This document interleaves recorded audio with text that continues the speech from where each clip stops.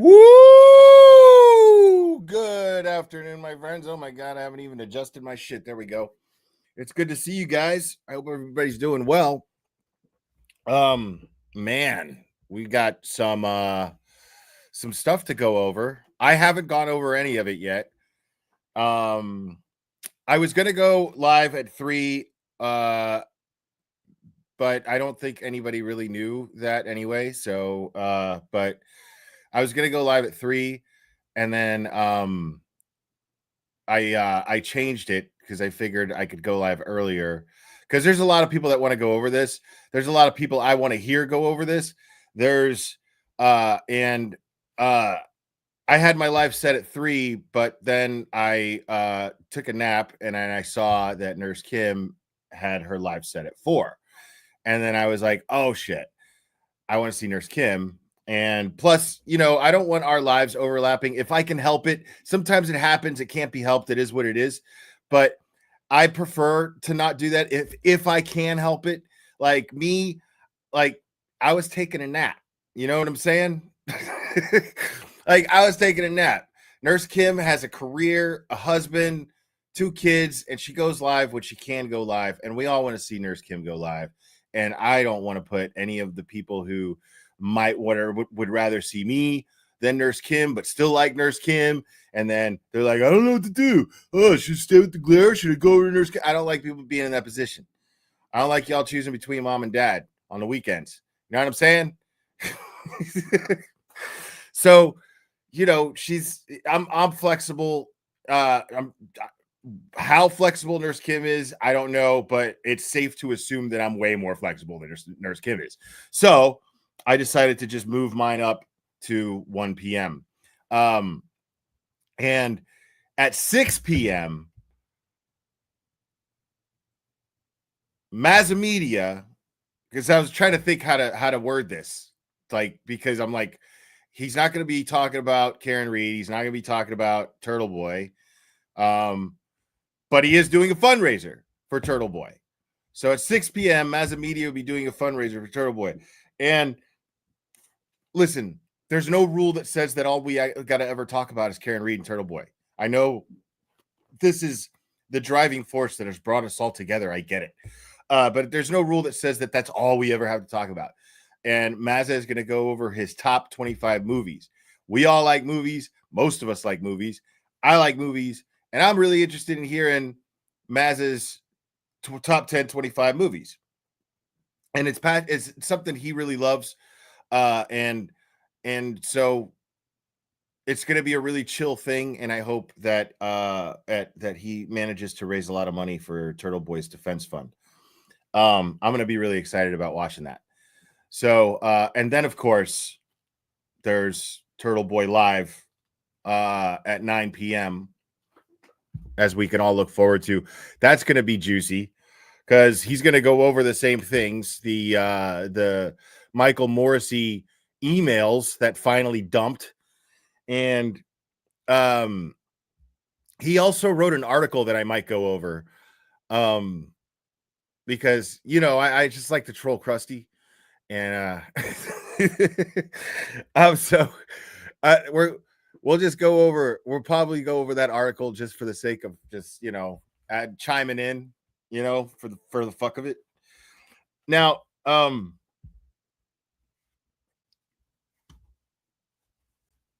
yeah, yeah, thank you. Now, hold on, real quick. Let me do that real quick, and because in a way, every Glarer live stream is a fundraiser for Turtle Boy, because I usually will post and pin his defense fund link as I'm doing right now.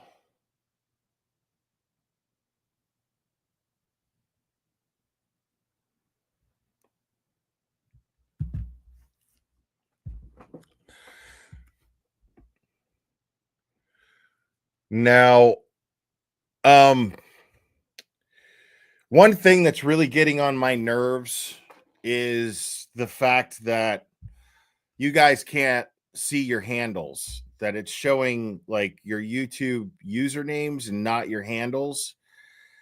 And I don't like that because this is the name that you guys identify yourselves by. This is you identify by these names, and I want you guys to have your names that you identify by. It's very important. Okay. But I can't seem to do anything about it. Now, it's really annoying. I'm going to figure out what to do, but the closest thing that I could come to, because I've gone into settings in YouTube Studio, I've gone to my YouTube. I was just doing it while we were all right now and all right now. And as you can see, I go here. This is where somebody told me to go. Went here, and it provides you with, all these options, but no option to change that. Like I click on all of these, community moderation sends me to YouTube Studio where there is no option. Then I go to participants, and all it does is it just lists you guys. That's it. Doesn't give me any option here to change anything. And then I go to these moderation activity. Like, yes, I want moderation activity. Of course, I want moderation activity. Timestamps. Yes, I want timestamps to be visible and highlighted. Reactions. Yeah, of course, I want reactions to be visible. It's just yes or no, whether I have those. Pop out chat. All that does is give me a whole nother page that just shows the chat moving. Send feedback. They don't want the feedback that I want to send them right now. I like having YouTube as a partner, and I don't really want to piss them off. But I will ask them politely when I'm ready, when they will be changing this back, or how in blue perfect fucking hell will I be able to do it. In the meantime, y'all are just going to have to understand that you guys picked those same names yourselves too. YouTube didn't pick those names for you. The ones I'm saying now, you all picked them, didn't you? Now shut up.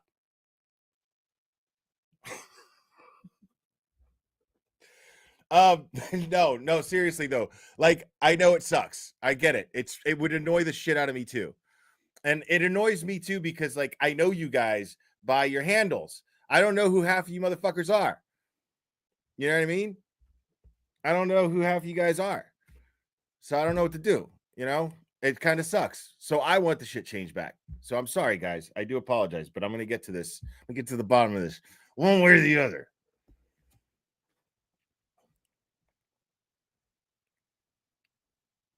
Now, I know you're in disguise. I hate it. But I recognized your avatar, Dizzy. I saw you in Jess Machado's chat. See? You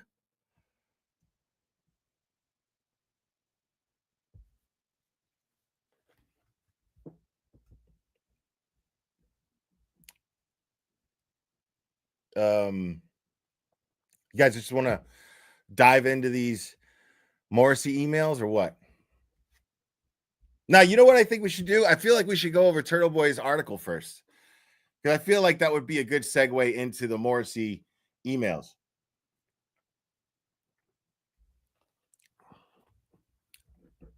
So let's look into that, shall we?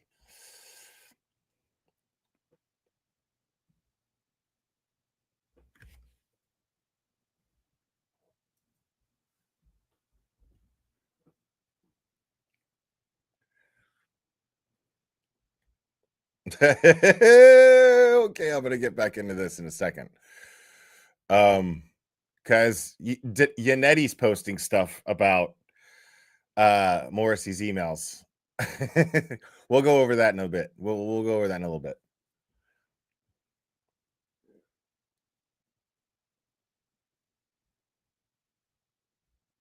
Oh my god, dude.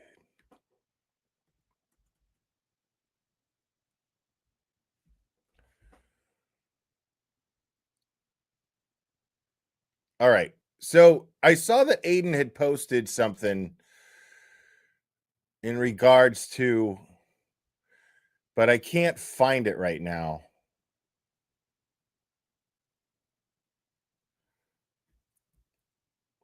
Give me 1 second and because I know he posted it on Facebook. Oh my God, I got to log in. Come on with this shit. So annoying. Hopefully this will work. No, I'm not a robot, bro.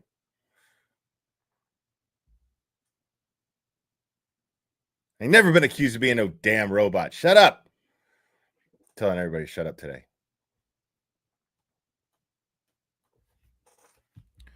Check my notifications on another. Okay. Yes, it's me, man.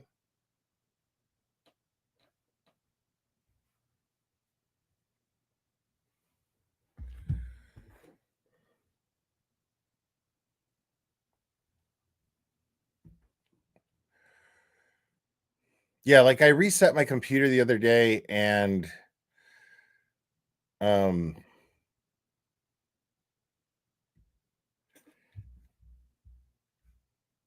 it fucking changed everything. I'm kind of impressed with the security though.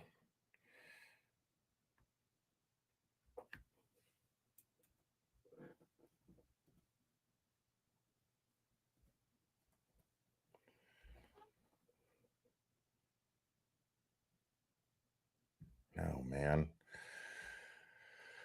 Oh my God, dude. Jesus fuck. I just want it.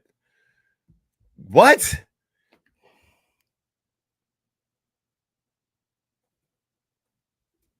Now I gotta create.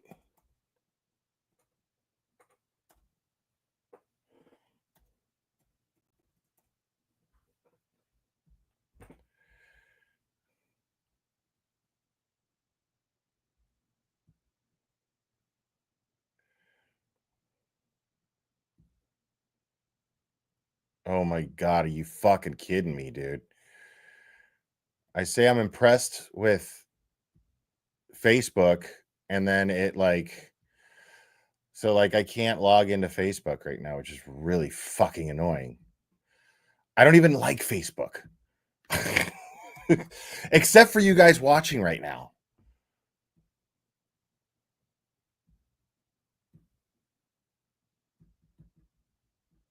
Okay, I can't log into Facebook. Something went wrong. Blah blah blah.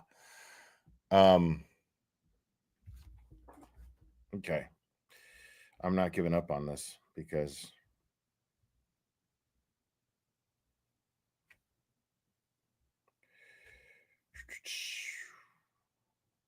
here we go. Now this is what I'll do.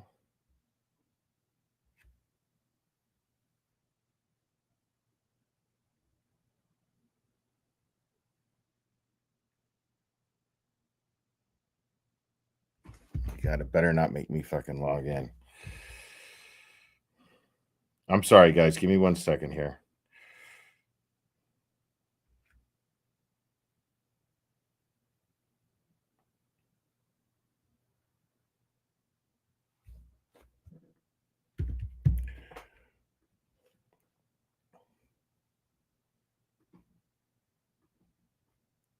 There we go. And it's beautiful. Look at that.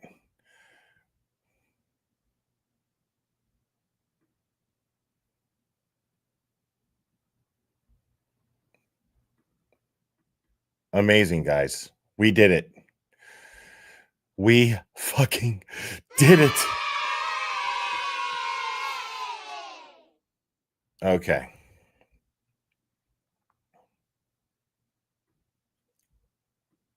So apparently, I appreciate your patience, guys. So apparently, I don't know who this person is. I don't watch CNN. I don't even really watch Fox. But there's this former CNN anchor named Susan Hendricks. Spent 4 months lying to Turtle Boy and juror Paula Prado about being invited to CrimeCon. Now, here she is right here outside Norfolk Superior Courthouse, June 17th, during jury deliberations. And if you remember correctly,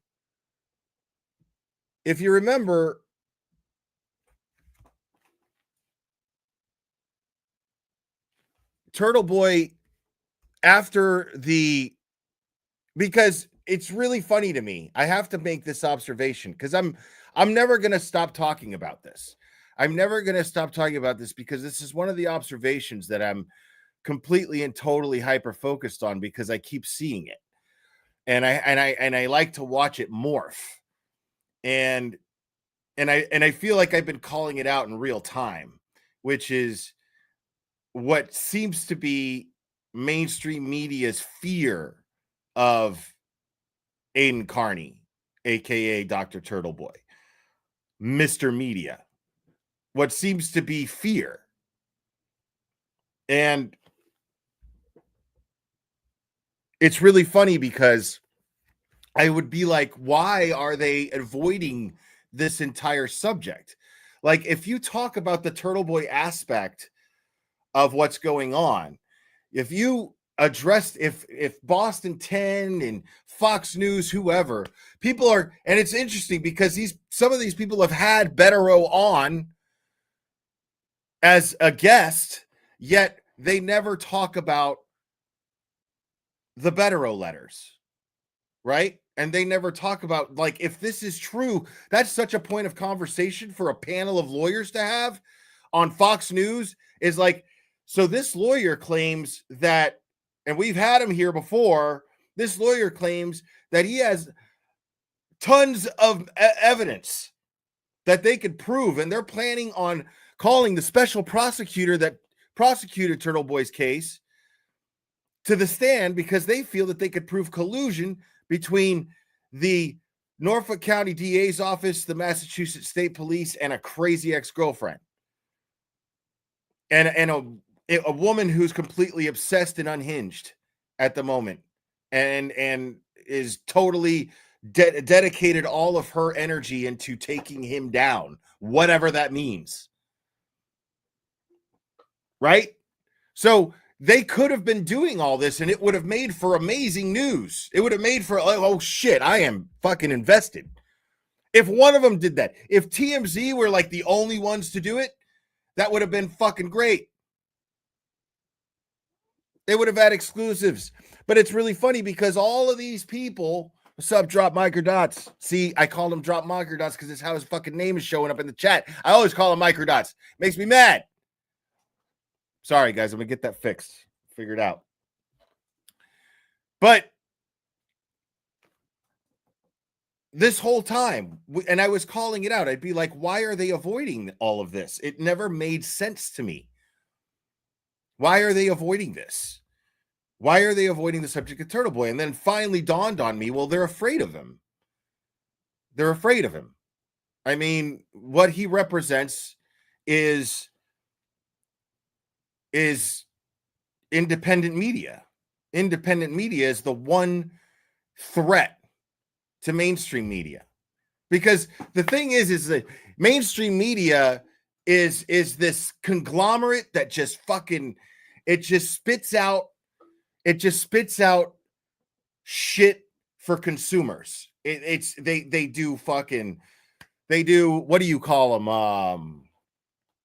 They do tests, surveys and shit to try to learn. We're talking about people who have like PhDs in like public relations and shit like that, working for these people. You see what I'm saying? Now, I don't really know in detail how it works. It's just safe to assume they put top dollar in understanding what an audience wants to consume, what is going to sell the most, and what is an audience going to want, what's going to sell the most. And then what it ended up turning out to be was not so much the news, but the commercials in between the news, which makes the news actually in between the commercials, because it's the commercials that pay for it. It's the companies, it's the corporations that pay for the news that you get. So whatever agenda that those sponsors have for mainstream media to report the news the way that they want it is how they're going to report it. But the problem with that is the one thing that they have to worry about is they need one thing out of that whole thing. They need one aspect of that, and that's the consumer. They need the customer. They need the people. And right now, as I've said many, many times already, and I'm going to say many, many times again, mainstream media was more concerned over selling products to the public than informing them that they have lost the public trust. Because the public can be stupid. But when it comes to stuff like this, we're not that stupid. So mainstream media has lost the public trust, but the public trust is in limbo. There is no public trust now. It's there, but it's discarded. It's on the ground. It's there to be picked up. And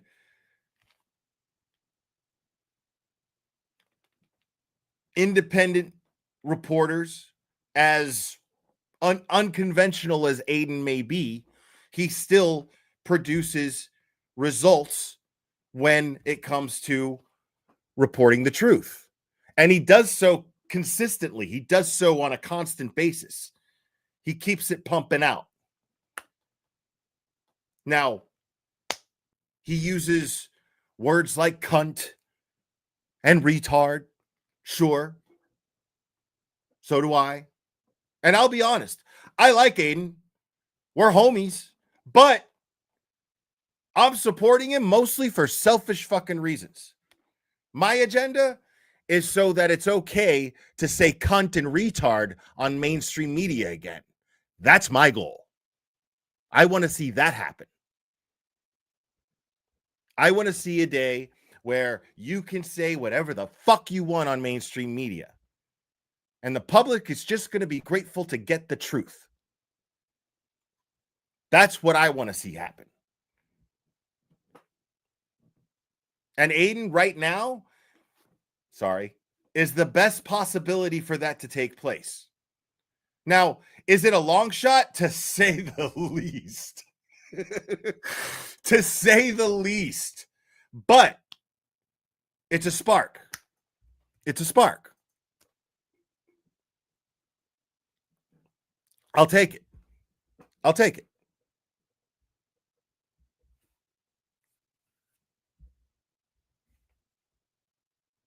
I mean, so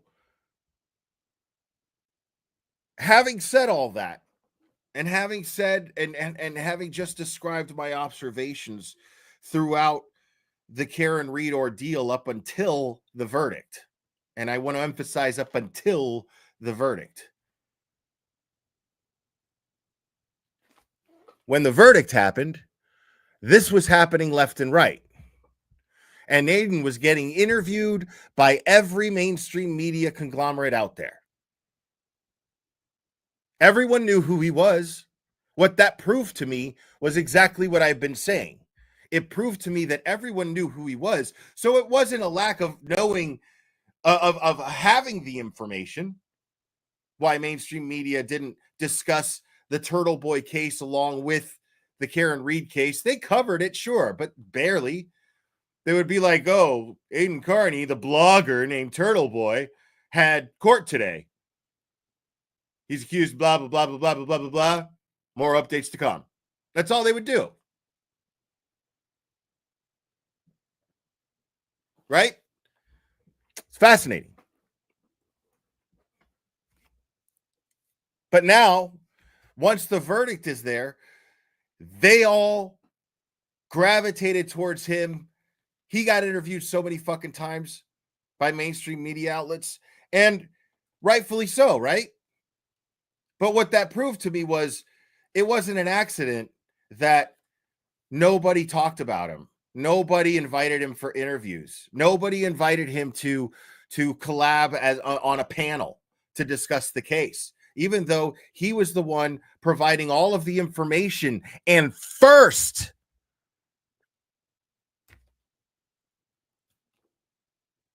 Even though he was the one doing this, but not even so much as an invitation to sit down and discuss, right? Now, I'm going over this again for two reasons. One, because I always do. As I'm talking about Turtle Boy, there seems to be more and more people that follow in. And if you're already a subscriber and you've already been following me, you're just going to either already be used to me repeating myself a lot, or you're going to have to get used to it. But these are things necessary, in my opinion, to build up to my point as to what this is going to be, because this is interesting. This is interesting that this is one of the people that was all buddy with him, like, yeah, we should go to Crime Con, yeah.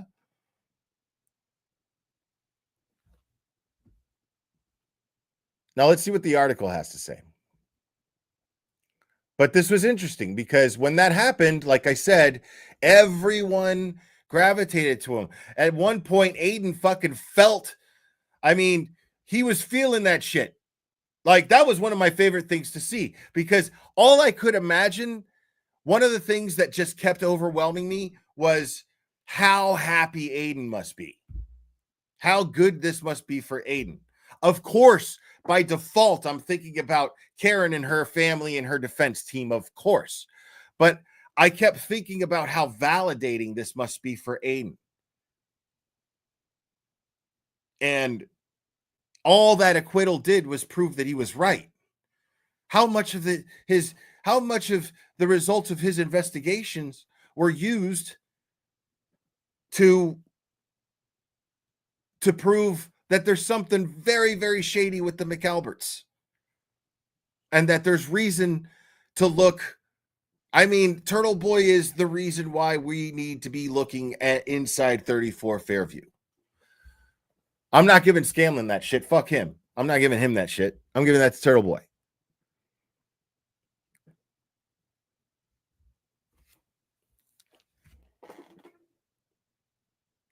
Because, I mean, dude, when you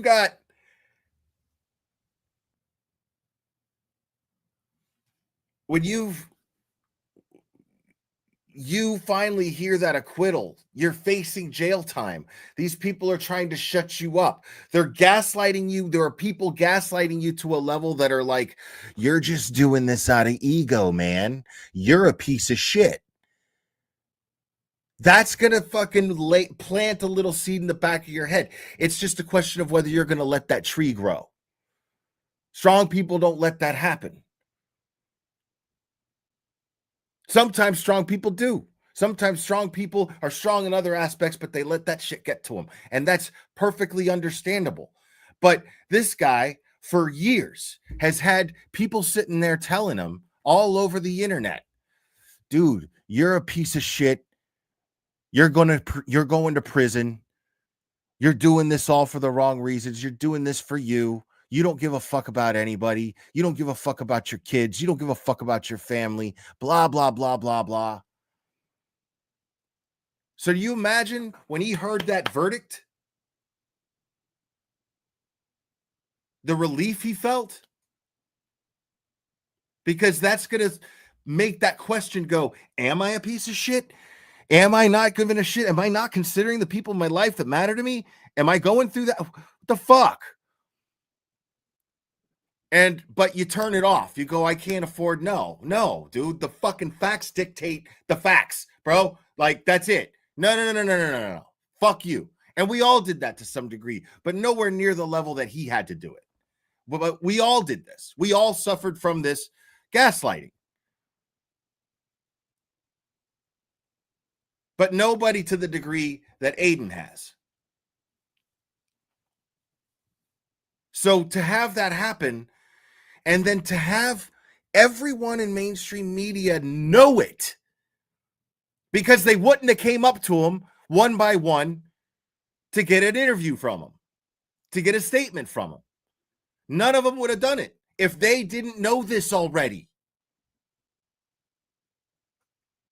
Let's just be fucking honest.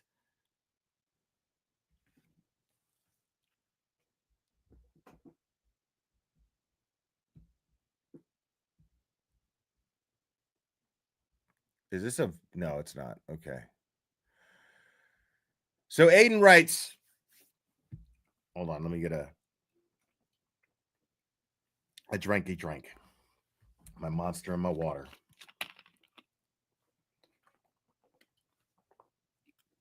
I'm trying to drink more water now. I haven't been going to the gym. And when I go to the gym, I drink a lot of water. But I haven't been going to the gym. So I'm trying to drink water, not just energy drinks. And if I can, not energy drinks and just water. But yeah. And it gets hot down here. So Aiden writes, Susan is a former news anchor for CNN who has become an advocate for victims and recently published a book about the murder of 2 girls in Delphi, Indiana. She took the position that the defendant, Richard Allen, was guilty. I immediately have not looked into that case as much as others, but there's a lot of people I deeply respect. As soon as I hadn't even gotten here yet, as soon as I heard the word Delphi and she took the position of Richard Allen, first people I thought of were the Matas. Attorneys Bob Mata, Ali Mata, and Andrea Burkhart, who firmly believe Allen is innocent.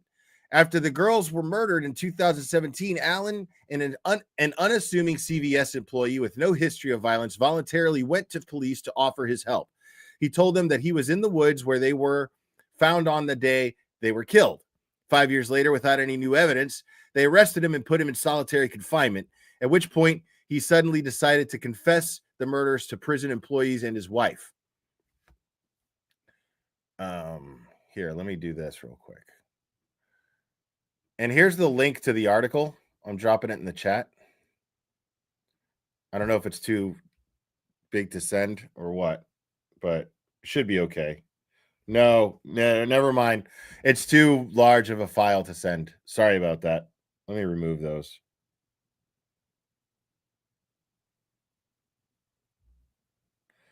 Unless it all went through in the first one.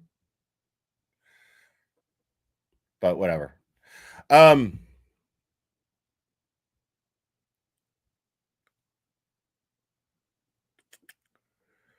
years later, without any new evidence, they arrested him and put him in solitary confinement, at which point he suddenly decided to confess to the murders to prison employees and his wife.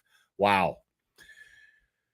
As a victim's advocate, many assumed Susan would take the position that Karen Reed was guilty because that's what self-professed victims advocates like Julie Grant have done. However, Susan reached out to me in April of 2025 and told me she felt that Karen was being framed. She admittedly hadn't watched the first trial, but watched every minute of the second trial and was clearly a fan of my work. She interviews people at the annual CrimeCon convention and invited me to this year's CrimeCon in Denver on September 6th. She said she wanted me to be on the main stage since I was at the center of the biggest true crime story of the year. She said she wanted me to be on the main stage since I was at the center of the biggest true crime story of the year. That tracks. And here's a screenshot. Hey, Aiden, it's Susan Hendricks. I was with CNN for 15 years, worked with Vinnie Politan, and now do various shows with different networks. Anyway, I just arrived in Massachusetts. I'll be at the courthouse tomorrow. I was wondering if you had time for a quick cell phone 2-minute interview. If I miss you and you are inside my cell is blah, blah, blah, covered by the Delphi case. I covered the Delphi case extensively, so I didn't follow Karen's trial, but now I can't stop watching everything I can. Oh, I can't believe they tried her twice. Anyway, hope to talk soon. Very, very smooth. Now, this is a seasoned journalist. This is a seasoned anchor. She knows how to get an interview from somebody. She knows Aiden is passionate about this case. So she's already initiating a dialogue between them.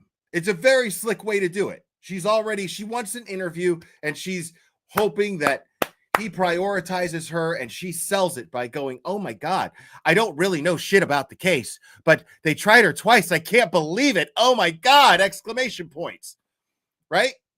It's slick, right? But there's the thing about that is you don't even have to do all that with Aiden. Aiden is going to be down to talk to whoever the fuck about this case and educate somebody about it. He wants to expose the corruption. He is set out to expose the corruption in Norfolk County, and he intends to do it.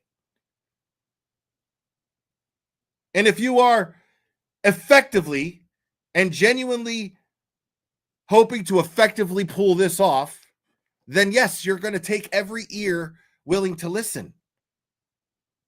I don't give a fuck if they're left or right wing news outlets. I don't give a fuck about that. I wouldn't if I was Aiden. I mean, he has a right to give whoever interviews to whoever he wants. I'm saying if I was doing what he was doing, I would be talking to everybody I fucking can. Absolutely. It only benefits him to do so. So, but she's like sitting there tickling his balls. You know what I mean? Like she's strippering him. You know what I mean? She's working him like a stripper. Oh, hey. Oh my God, I have that same shirt at home. I like to wear it with just my panties. Listen, honey, do you want to dance? Nope. That's me at the titty bar. Nope.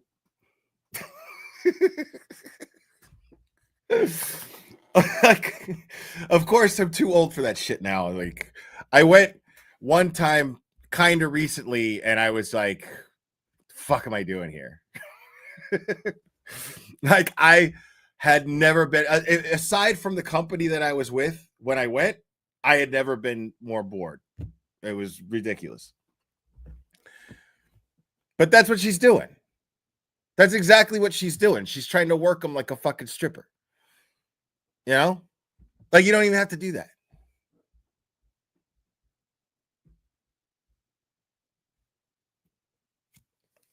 And then here it is again. I'm staying through the weekend and an early week. If you can, I can meet Saturday or Sunday. This year, CrimeCon is in Denver. I would love for you to be on the main stage with me September 6th. So they haven't even met yet in Boston. She hasn't even gotten to Boston yet. Okay. So, and so far, I'm not seeing an agreement to the interview just yet. But it sure as fuck seems like she's also trying to bribe him with, oh, you'd be on the main stage with me at CrimeCon. Like, we're going to be besties. All so that she can make him more comfortable for an interview. This is what she wants. This is what she does. If I see independent journalists who have no training in this whatsoever doing the same thing when they interview people, not to this extent, but doing the same thing where they're just like, I want to have a natural conversation so that the person who I'm interviewing is comfortable and they're going to be more likely to be more candid. That's what you want. The more comfortable the interviewee, the more candid they're going to be. That's the whole thing, I would assume, is the whole fucking goal that one would have when interviewing somebody, is to get as much out of them as you can, to make them feel more comfortable with being as transparent as possible with you. So she knows this shit. So she's trying to become besties with him,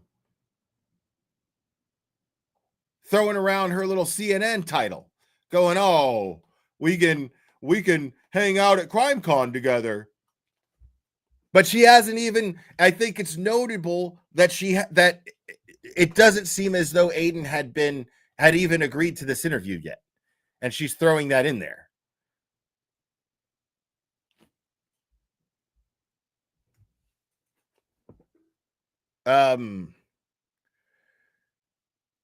And right there, Aiden responds, "Really? I'd love to. Yes. Can you meet me for lunch tomorrow or Saturday?" You can hear the enthusiasm in her voice. This sounds like, I don't know, it's just the way this is set up here, but it certainly comes off as though this is the first time Aiden responds. Let's just go through it in natural conversation one more time. "Hey, Aiden, it's Susan Hendricks. I was with CNN for 15 years, worked with Vinnie Politan." Okay. She knows that he knows who Vinnie Politan is, and now do various shows with different networks. "Anyway, I just arrived in Massachusetts. I'll be at the courthouse tomorrow. I was wondering if you had time for a quick." Okay, so this is not, I'm reading this wrong. The time stamps, the time does not line up. The timeline is not lining up here. So here she's saying, "I'm staying through the weekend." Or no. Okay, maybe I was right the first time. Excuse me. I apologize, guys. "I'll be at the courthouse tomorrow. I was wondering," yeah, this is all, hold on, 7:40 p.m. So the next day is 2:56 p.m. I'm assuming this was the next day. "I'll be in the courthouse tomorrow. I was wondering if you had time for a quick cell phone." What day was the verdict? What day of the week did the verdict land on?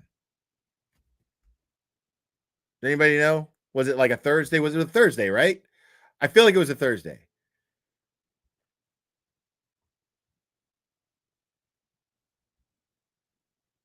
It was a Wednesday. Okay, it was a Wednesday. Thank you. Okay.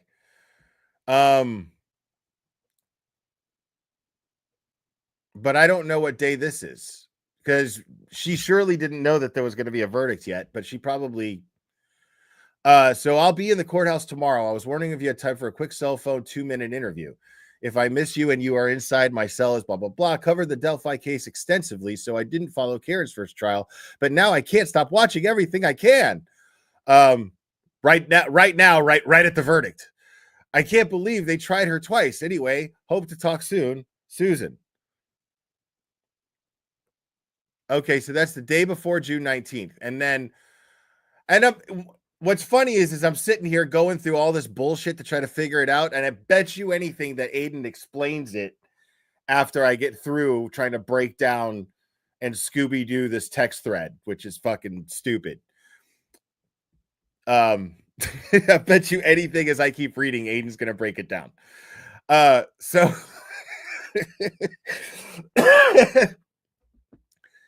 really, I'd love to. So she says, I'm staying through the weekend and early next week. If you can, I can meet Saturday or Sunday.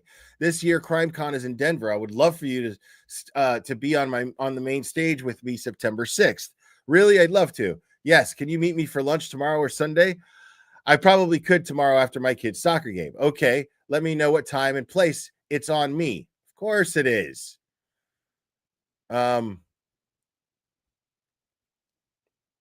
says that anymore? It's on me. Like, isn't like the classy thing to do? I mean, I don't know nothing about being classy, but I feel like I say stuff like, "Would you like to meet for dinner?" And then it's assumed that I'm paying. Like, I don't invite anybody out to dinner unless I know that I could pay for the whole thing. You know what I'm saying? I don't call somebody up and say, "Yo, you want to meet for dinner?" and not assume that I could pay for it. You know what I mean? But I'm also not going to like take an invite, not these days, take an invite to dinner and not be ready to pay for it too. You know what I mean? Like, I can't, like, so I don't know, but I don't feel like it's necessary to be like, "It's on me. I got it." You know, unless it's like at that moment where the check is coming, you know, like me and Aiden, whenever we go out to dinner, we have this like, take notes here, Susan Hendricks. We have a whole thing where like, it's just, I think we have that both mutual understanding where we both each assume they're going to pay for it. Right.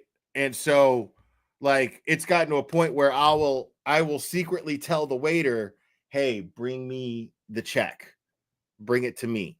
I have to beat him to it because he'll be like, nope. And then he's got Meredith for backup, who's like, nope. You know what I mean? And they don't want you to want for anything. They're incredibly generous and kind. And because of that is why I want to take care of it. You know what I mean? But like if I'm gonna beat Aiden to the check, I have to be like, I have to like do some slick shit, you know? So like this lady is like, it's on me. Like, okay. Okay. Are you gonna tell me that you just had your first tandem bicycle ride too? Are you gonna tell me about that? You know, like, okay, you know, like nobody, like you're asking me out. I'm assuming that you're gonna want to pay the check. I might try to beat you to it if I'm polite, but I'm already pretty much assuming that if you're asking me to meet you somewhere for a fucking interview, you're from CNN or you're, you know, like you know how to treat somebody who you're trying to make comfortable. You know what I mean? Like, I don't need you to be like, it's on me.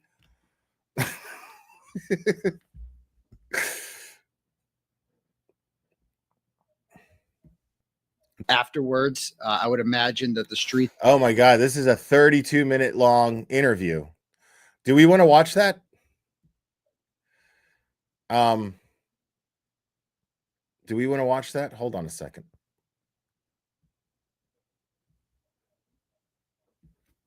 I mean, we got time, but I could speed it up as well. All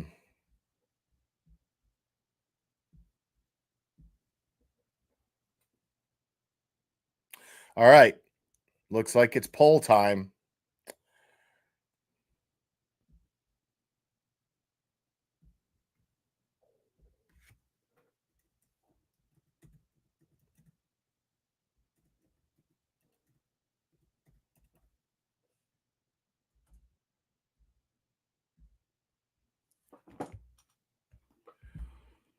And while you guys vote, I'm gonna go over some stuff because I haven't even gone over any of this stuff, dude. Like, wow, B Crumb gifted 10 memberships, Wallflower gifted 5 memberships, and Tara became a new member.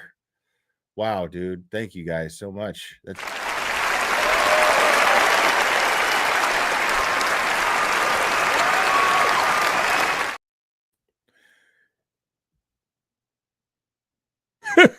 Oh, here we go. I think we got a super cat. Super cat. I think we got a super cat. Super cat. Super cat. Super cat.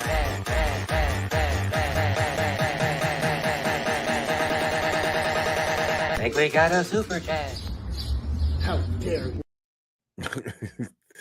Thank you, L44. God, man, I'm sorry about that. But thank you. Hey, it's me. Thank you so much. If you or TB ever offend me, I know it's my attitude that needs adjusted. Love you both. See, that's an excellent attitude. I love that. Tara Marie. Thank you so much for becoming a member. And Fairy Raven, what's up? Member for 23 months. It's awesome. I'm late, but thanks for going over all the emails. Almost 2 years. That's wild, man. And Freedom Keeper, happy Saturday, Will. Thanks for the stream. You're welcome. Thanks for being here.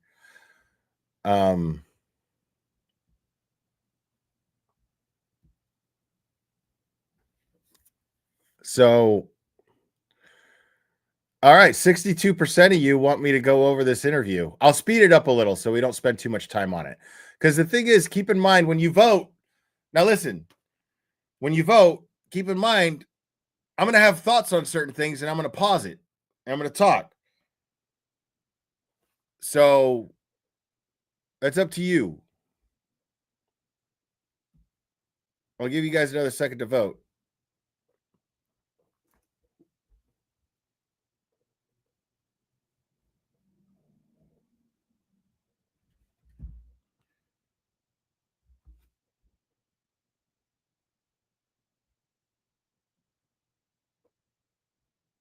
All right, I'm gonna give it till the Jeopardy music, and then that's it.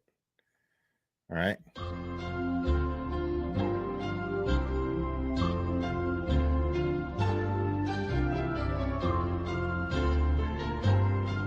Serenity, thank you so much.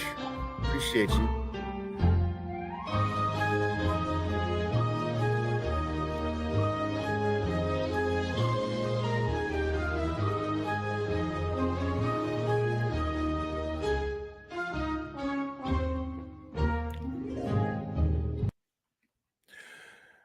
All right. Looks like the yeses have it. The yeses have it.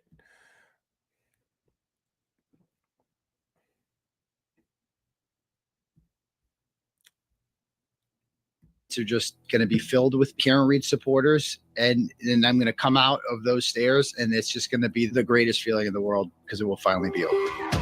Something happened in that last week, the week before the shooting. And then he calls my family pawns in his game. Well, he taught me how to play chess. Guilty. Oh, wait. My boy Microdot. Stop giving me money, man. This is the go-to channel for Turtle Boy coverage after Turtle Boy. Oh, man, that's awesome coming from you, dude. Appreciate that, homie. Yes. And check out Mazza Media, too. Mazza Media is going to be doing a lot of Turtle Boy stuff, too. But, yeah, the whole idea is just to keep eyes on homie.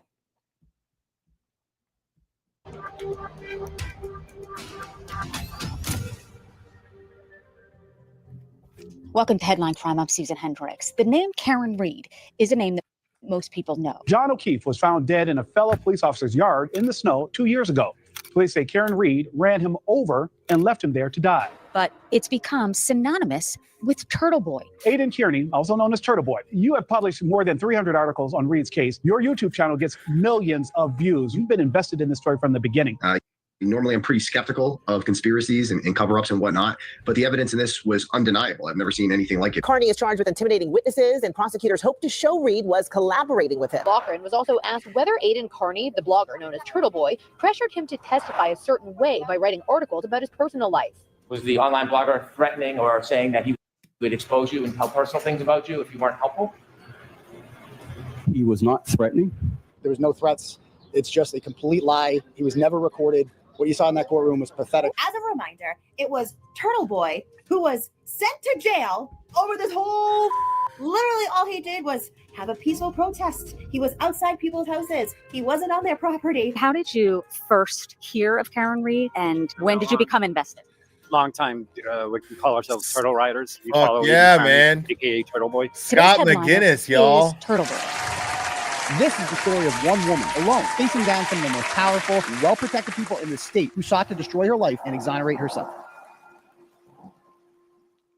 When it first happened in January of 2022, it was all over the news around here, and I really didn't pay that much attention to it. I did. I mean, I've been doing this for 10 years, and I write about stories like this. So when a police officer gets killed, it's kind of like a big story. And so, but usually when the person kills a cop, it's like some scumbag with thanks, buddy. Huge background of like 1 million charges. So when I looked at this and then I looked up Karen Reed, this was not a person who had ever committed crimes before or anything like that. So and it appeared to be an accident by all accounts. And I'm like, well, that sucks. Yeah. That sucks for her. That sucks for him. That sucks for everyone. So I don't really have a take on this story. If it was just an accidental hit, it's like, I don't even know what I could say about that. Now, I haven't even talked to Aidan about this, just for the record. I haven't even talked to him about this. This is just all my perspective and my opinion. Like the last time I fucking texted Aidan, I was fucking half asleep and I had just trolled Billy Bush's out of love. Like you guys know this, like when I go in people's chats, I'll say somebody's my girlfriend. And I totally I clipped it and I sent it to him. I'll post it on Twitter. And he was a really good sport about it. And he highlighted my comment and he's like, Billy Bush is totally my girlfriend. GF. Oh, I think you got that wrong, the Glarer.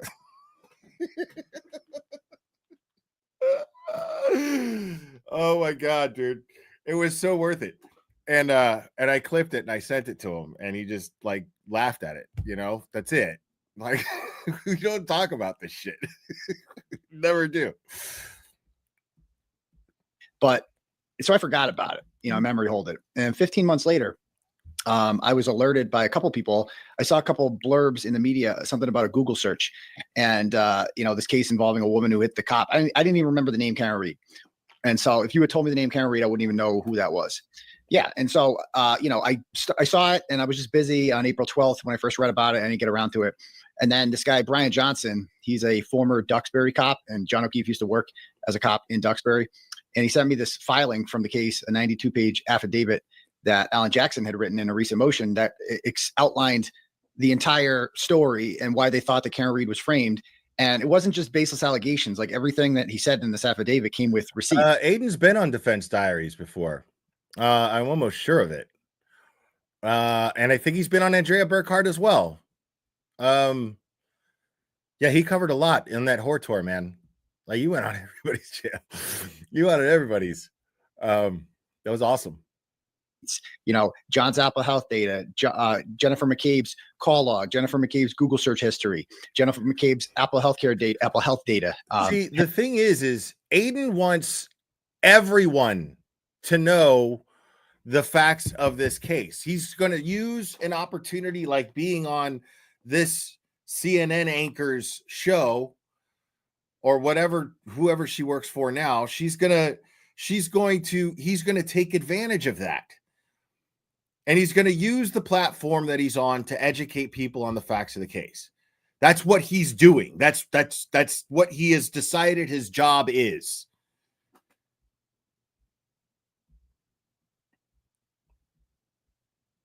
I think Brandon calls it Apple Healthcare. It's Apple Health. And so like looking this over, I'm like, well, gee whiz, this is, you know, the more I read about it, I'm like, I remember making a post around 6:00 on April 17th saying, I am researching right now one of the biggest stories I think I've ever read about. Apparently a Boston cop was murdered by another Boston cop and an innocent woman has been framed for this. And immediately people started to be like, is this the story in Canton? Is it, you know, like people were starting to read about it and people were all amped up for me to write the story. And the more I read, I'm like, oh my God. At this point, are you thinking, okay, is there a story here? Were you 100%? Oh, I was 100%. As soon as I read everything, and the more I asked, the more I was like, oh, this is undeniable. Do you remember the first time you talked to Karen personally, like one-on-one? It was like in May. It was like a month after I started writing. What was that like? Yeah, I mean, I was impressed. I'm like, she's an impressive woman. She's very well-spoken and knows her. She knows this case inside and out. By that point, like I had no doubt she was innocent. Did you ever think now where we are, looking back, would you ever have thought how big this got? Or did you know once you started digging in and reading, wait a minute, this could get big? Yeah, you know, I knew it was going to be a big story the second I started reading those filings, but I thought it would not. I didn't think it would last very long because I thought they would drop the charges. So if they just dropped the charges, then there wouldn't be that much to write about, you know. But it's the fact, once they doubled down, a couple of days later, the Commonwealth responded to my article and said, we are not dropping the charges. We are going to have a response to this. The Google search never happened. They said the 227 Google search from Jennifer McCabe never happened. Now keep in mind, at that point, they had not hired an expert yet. She did the Google search, She deleted it. And then Karen's expert found it a year later, right? Doing an extraction report. And then I write about it and it's big news everywhere. And the Commonwealth's response to that was that, no, this never happened. They've made a mistake. We're going to disprove this. Now, when they made that announcement on April 20th, they didn't have an expert of their own. So how did they know what conclusion they were going to reach? How did they know that the search never happened? That means that they had tunnel vision. They were like, we need to search for an expert who's going to tell us what we want to hear. In comes a gentleman by the name of Ian Whiffen. Am I correct that yesterday you essentially said that as of today, no Celebrite tool, no Insight suite such as Physical Analyzer, today shows that 2:27:40 a.m. timestamp?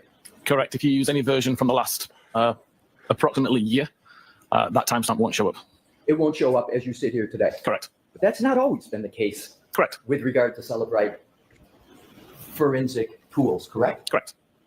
As a matter of fact, in the first proceeding in this case, in June of 2024, when you testified under oath,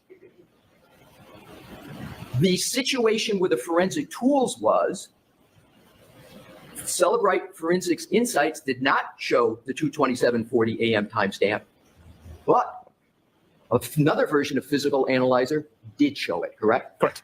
In that second program, that second tool, Physical Analyzer, not only showed it at 2:27:40 a.m., but it showed it as a deleted state, correct? It's a deleted record, yes. A deleted record. Could be more egregious? What could be more misleading than that? And what could be more important? Did you mention that yesterday in your direct testimony? I don't believe so. You don't believe so? No, we changed it since then. Exactly. You changed it since then. Yes. Your company removed it. You changed it, after bro. the first trial. You changed Before the it, first bro. trial.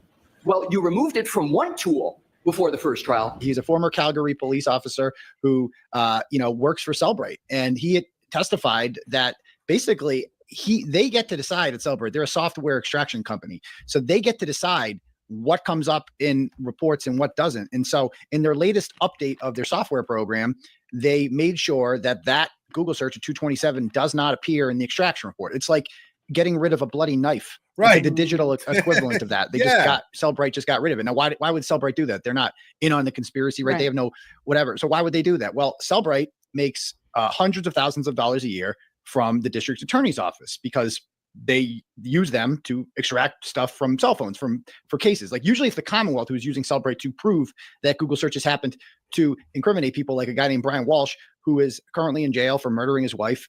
He has not been convicted yet, but they got him on Google searches. He Googled all this really incriminating stuff, like how to chop up a body and all this stuff. So they use Cellbrite. They liked that Cellbrite report because that helped them arrest the bad guy. Whereas with Jennifer McCabe's, they're like, no, this never happened. Because why? Because that's not good for their case. If Jennifer McCabe's the culprit, that's not good for them convicting Karen Reed. That's what they want to do, convict Karen Reed. So they, Cellbrite makes all this money from DA's offices. They make that's the customer, right? You want to please the customer. If the customer is not happy with the results of a Google search, well, you got to do what you can to make the customer happy. So make that Google search disappear. And that's essentially what he testified to, because there's other competitors like Axiom, which is a software company. And if you were to take Jennifer McCabe's phone right now and download it using Axiom, the Google search would still appear to this day. Ian Whiffen testified to that. So the Google search clearly happened. They're just trying to pretend like it didn't because it destroys their case. My God, like the 227 there Not only does it destroy their case, it implicates the McAlberts. Grossly implicates the McAlberts. The 2:27 a.m. search, besides his injuries, the 2:27 a.m. search is what made me go, oh, that's dude. If you remember when I had Hannibal and Monty on here and I dropped that bombshell on them, the bombshell that we were already aware of for like a year and a half, right? When I dropped that bombshell on them, when I was showing them this case, like, Monty's reaction was priceless. He was like, oh, that fucking bitch, Jen McCabe, you fucking bitch. He did not think anything of it until that happened. Until he realized that she Googled how long to die cold at 2:27 a.m. And that's it. There's no, it doesn't fuck. I don't give a fuck what anybody says. I have seen Cellbrite data. Help convict murderers so many times covering these trials and cases. I've seen it happen so many times. This is the first time I've ever seen it go, well, no, wait a second. 227, Cellbrite data. No, we're going to change that. That can't be right. We're going to change that. But every other competing software company that does the exact same shit that Cellbrite does, the 2:27 a.m. search would still come up. There's one reason for that. Because Jen McCabe is a cop-killing piece of shit that Googled how long to die in cold at 2:27 a.m. because she knew that John O'Keefe was laying out there on the lawn of 34 Fairview. And I believe it's because Brian Albert told her this. before she Googled it, because I believe she spoke to Brian Albert.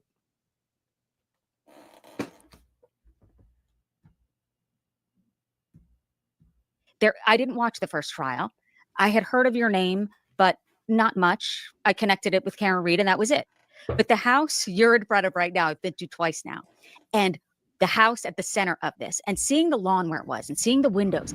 I'm here in front of the house where this all happened. Really, the center of this case, 34 Fairview. The man who owned this house at the time, Brian Albert, he was the center of the case along with Jen McCabe. So see the windows behind me, upper left-hand side. So if I'm facing here, the upper two, that is where, when he was on the stand during cross, he said that's where his bedroom is. Why didn't he come out? Because that is a sticking point for many people. And hearing that no one came out of that house and no one went in that house, to me, it's done. I mean, that was it. It's the most suspicious thing. Everything these people did was beyond suspicious. In any normal circumstance involving the death of a police officer, they would be prime suspects. They would be treated as that until they were proved, until they were able to show that they are not suspects, until they could be ruled out. But they were never, ever treated as suspects. And in the words of Michael Proctor in his own text messages to his friends, when they asked them, they were barely treated as witnesses.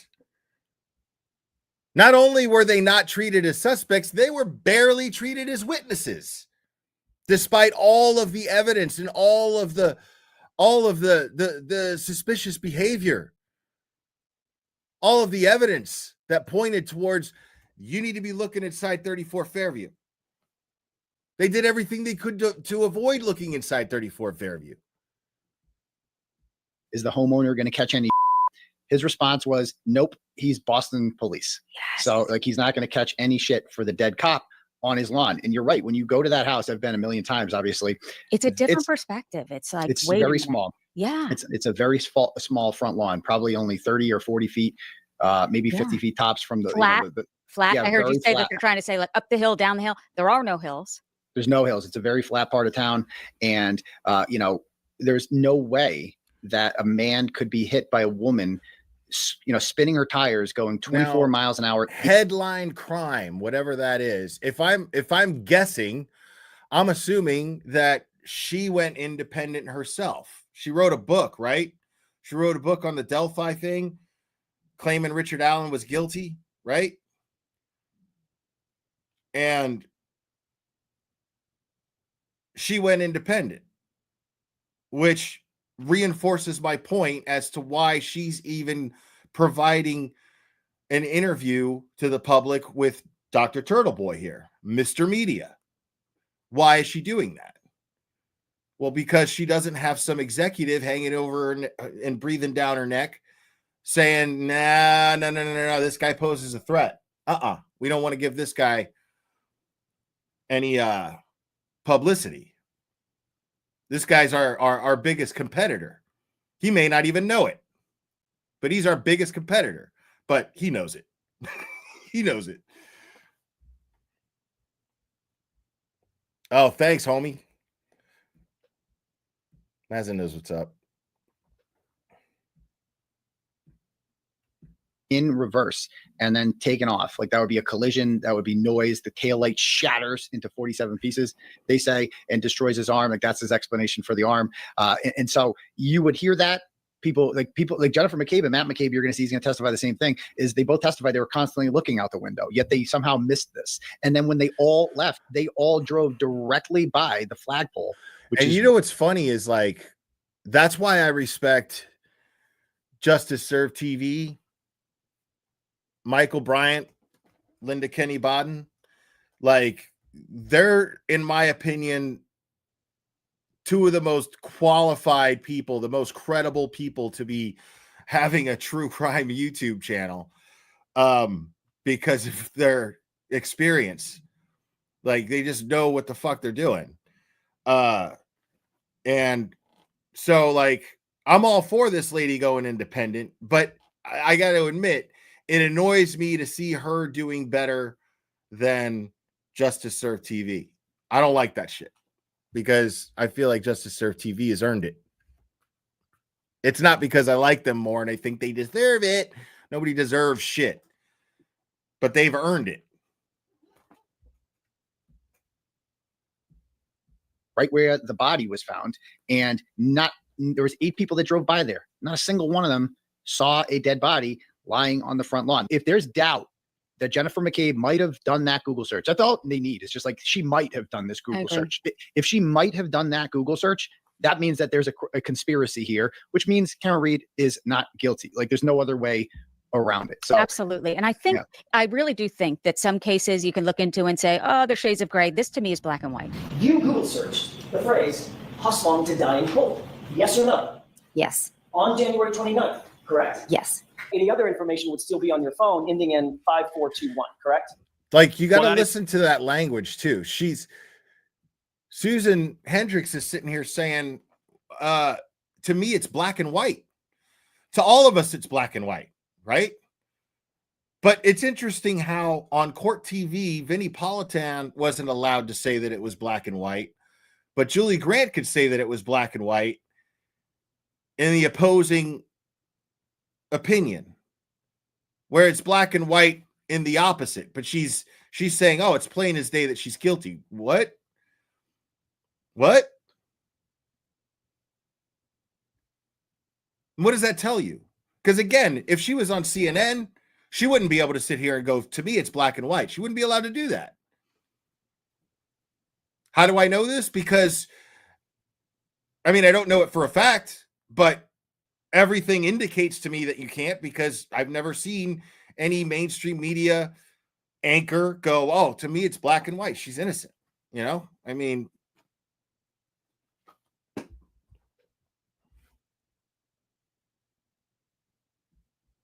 information stayed on my phone. I just took those strings off and provided them to the Mass State Police. Right. So where's your phone? I do not have that phone anymore.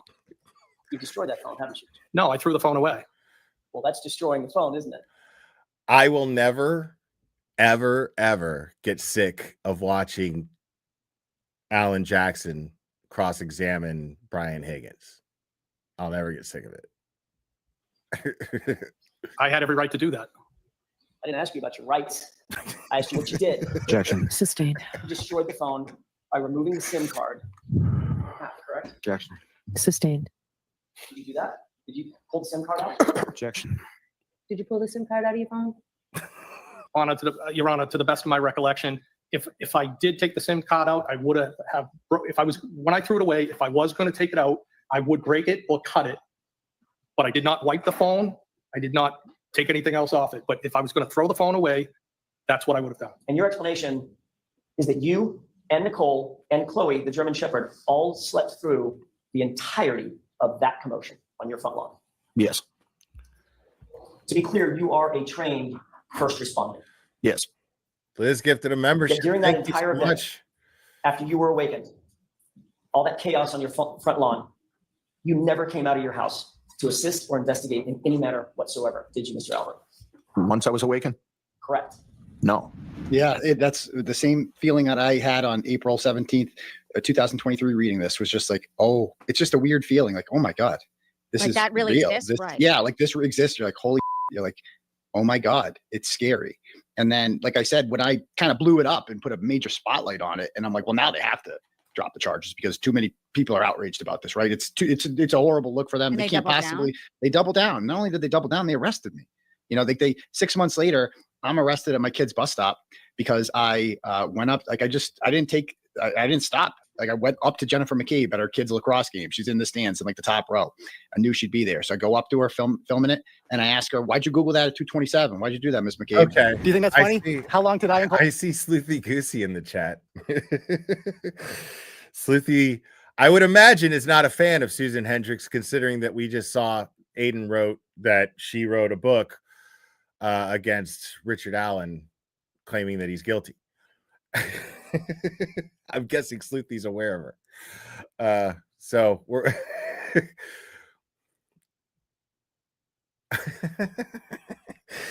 well, I think you're going to enjoy this. What is this gentleman doing? Look at that, the rim's face. Hey, Jen.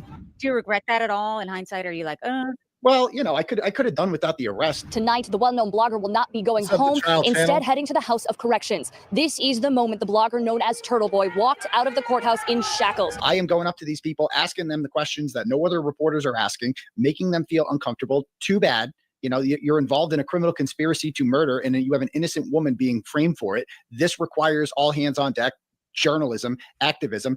And, like I call myself three things: a journalist, an activist, and a satirist. The journalist part of me is the part that's going out, publishing stories, exposing corruption, finding new angles, etc. The activist part of me is when I'm going out there and I'm leading protests. Thank you guys all for coming here today. We got some Google. We got some free Karen Reed shirts, some Patty Cold shirts. If you could Thank you ask so much, Brian Ashley. Albert one thing and you would be guaranteed to tell you the truth, what would you ask? Well, I can't ask him anything because he has a protective order against me. Because big bad tough guy Brian Albert, Mr. 6'2", 260 pounds, former Marine and boxer. But if you had to, this is a what if. He's scared of Widow Turtle Boy. He's so scared. We're here to peacefully protest. I'm glad we watched this. So this is the home somewhere here. Hey, what's happening?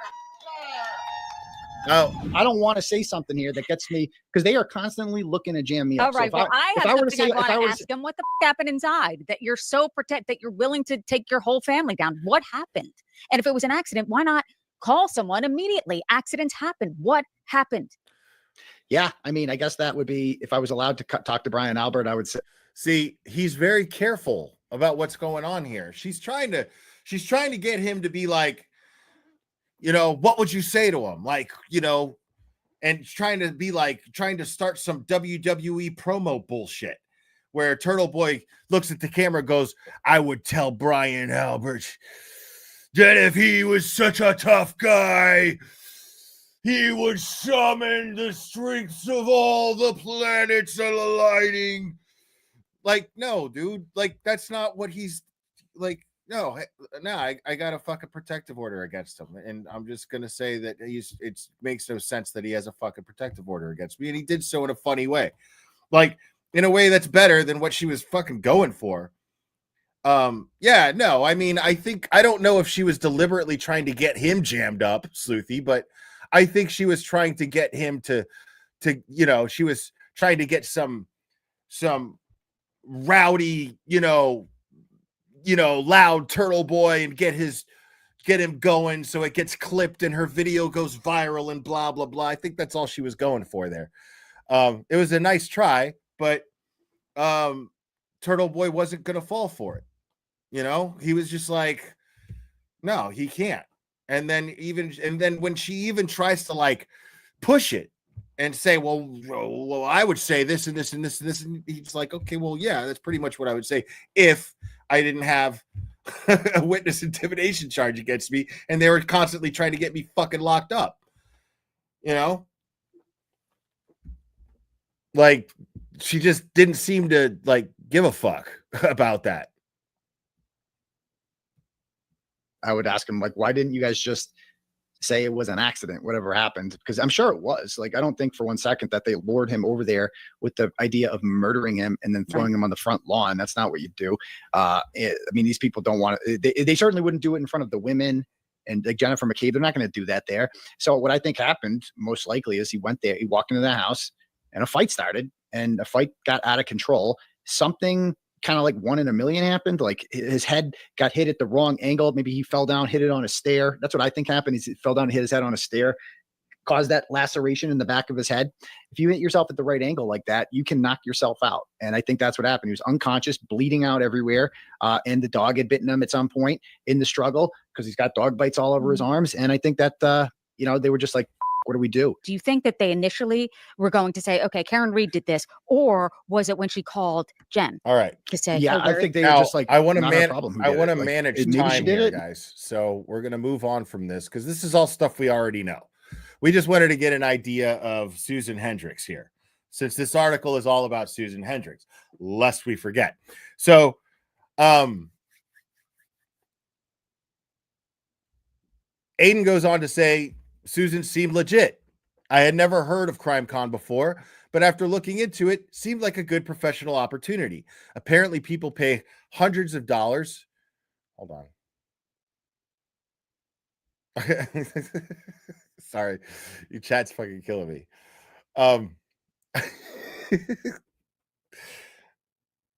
Chat's fucking killing me. Y'all are fucking hilarious. All right. She seemed legit. I had never heard of CrimeCon before, but after looking into it, it seemed like a good professional opportunity.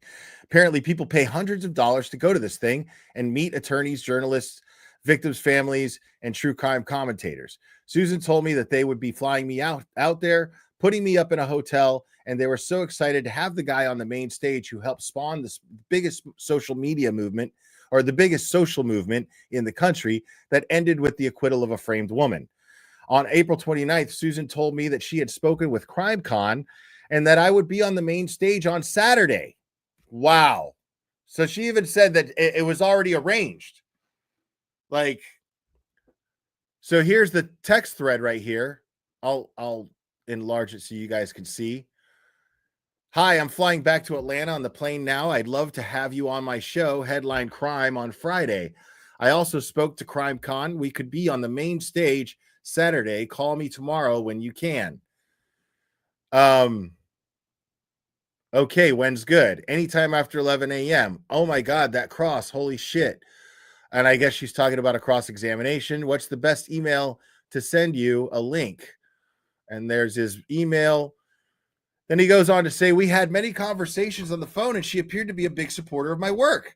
She also had the professional bio to back it up and claimed to have spoken with the decision makers at CrimeCon, so I assumed I was going.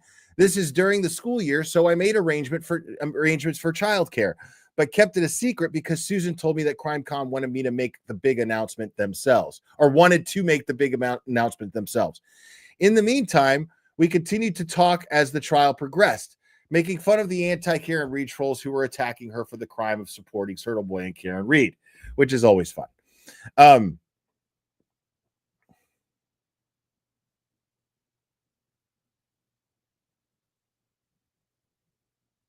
So Susan told me that CrimeCon wanted to make the big announcement themselves. Great talking to you. You too.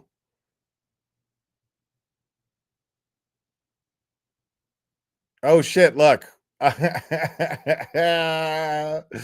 There's my old buddy.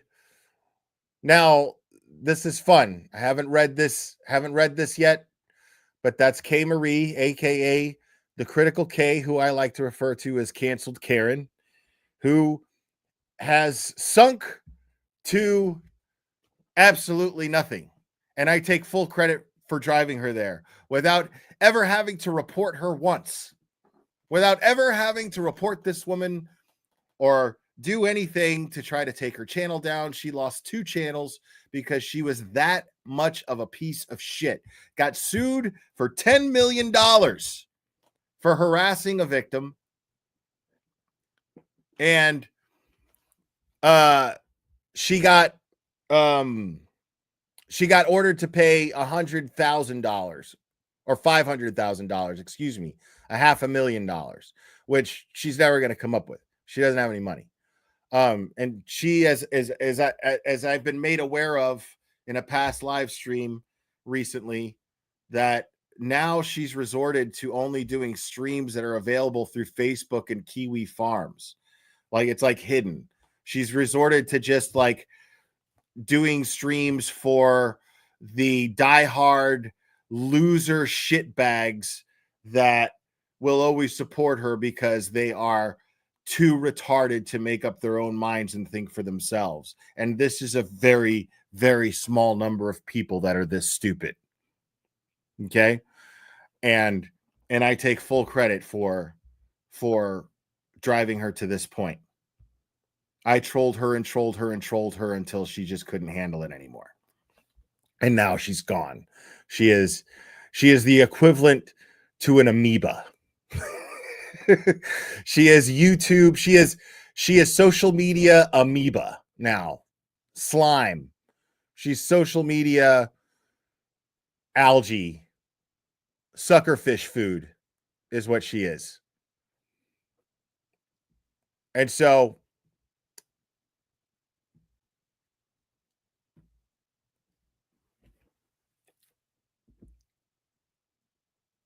found him, Trooper Paul. I guess she sent him this, and then she sent a screenshot of Canceled Karen saying something. Susan, you're nothing but a mob obsessed, appeasing fraud.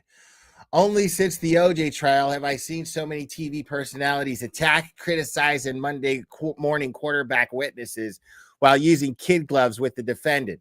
Are you kidding? Now, this is gold coming from her.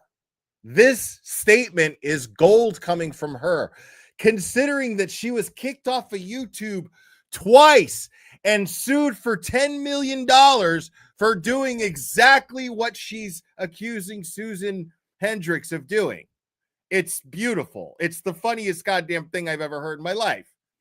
That is the shiniest golden statement I've ever heard coming from canceled Karen. Yeah. When what's happened to you, because a woman's name is Karen Yaks. It's well known. And when what happens to you happens to canceled Karen, aka Karen Yaks, I like to refer to it as getting yaxed. Don't get yaxed, people. Okay? We run a tight ship here. Okay? We run a clean establishment. You understand? We don't go harassing people. We don't go around fucking doxing people and doing nasty shit. We don't do that nasty shit here, okay? Right? Because I'm not trying to get yaxed. You understand? Don't get yaxed.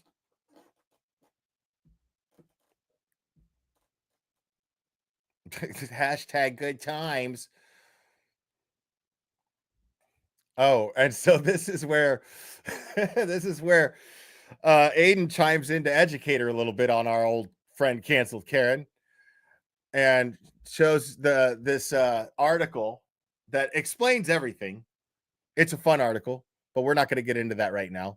We will one day just for fun.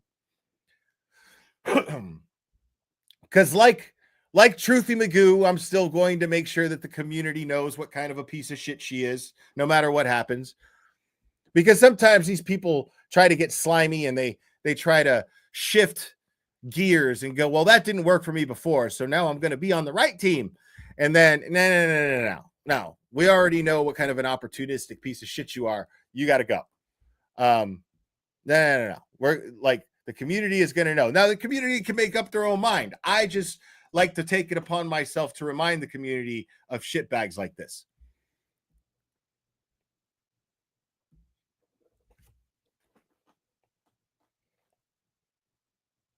And you know, it's so funny.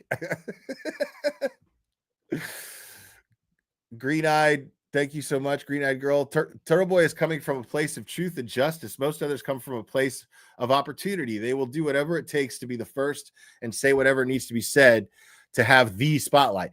Very true. Very true. Now, what's funny about this, though, is even Susan Hendricks already gave up and forgot about this bitch. That's how fucking irrelevant this bitch is. Like, Turtle Boy sends her this shit, and it's like she didn't even read it. She was like, I don't even give a fuck. I don't give a fuck about these people. Fuck that lady. Already forgot about her. Went back to watching the trial and is like, oh my God, this witness. Susan Hendricks already stopped giving a fuck about canceled Karen. And then he's like, McLaughlin. And then she's like, yes, saw the judge's decision about your bail. Good call on the judge's end. So she's just being thorough. Like, she's catching up at the last minute here is what she's doing. She's catching herself up at the last minute on all of this stuff. Turtle Boy goes on to write, on May 11th, I asked her when CrimeCon was going to make an announcement, since I wanted to tell my supporters. Of course he would. I know that if I was going that hundreds, maybe even thousands of people would buy tickets who otherwise wouldn't have gone. I mean, that's a fact. I don't know what the numbers would be, but I guarantee you that just Boston alone, there'd be a lot of tickets sold for CrimeCon. He would draw a hell of a lot of people from Boston to CrimeCon. And that's not just admission sales, that's concession sales. It's stupid to not have someone like Turtle Boy draw in the kind of draw that he can, the kind of water that he can draw. It makes no sense. And he was excited about it.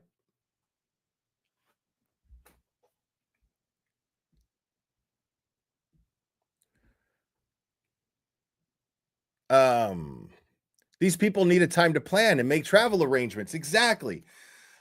These people needed time to plan and to make travel arrangements as well. Susan told me that she was going to speak with Kelly, the producer, and would let me know when I could announce. I specifically asked her if there was a chance that I wouldn't be going to CrimeCon because I didn't want to waste my time or get my hopes up. She told me that she 100% believed that it would be happening. See, this is how she covers her own ass. She uses certain language here. Earlier said that we could have a spot on Saturday, which implies like it keeps her legally, it keeps her from saying, well, I never said that we had a spot. It gives her that deniability where she could say, I never said we had a spot. I said we could have a spot on Saturday. But the thing is that language is very, very intentional and very slick because it says, and remember, if you're asking yourself, well, what's the motive? What's the motive for her lying about this? She hadn't gotten her interview with him yet. She needed her interview with Turtle Boy still. The interview that we had just watched. An interview that clearly was under the guise and facilitated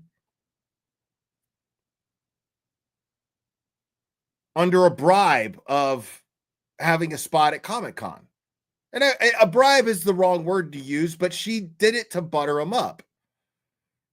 She definitely did it to butter him up. She definitely did it to grease wheels. And I can already tell by the language and by her actions that she never actually had any intention. This is a shitty opportunist who said whatever she needed to do to get this exclusive interview with Turtle Boy. Not an exclusive interview, but to get this one-on-one interview with him, sitting down, getting him to speak as candidly as she could get him to speak, trying to manipulate him into getting emotional and yelling and things, possibly even violating the terms of his current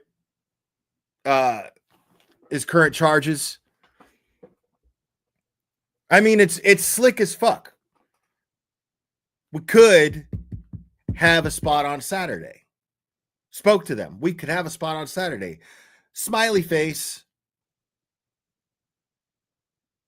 Which implies like we've got it locked. It's just Saturday's what the day that they're looking at.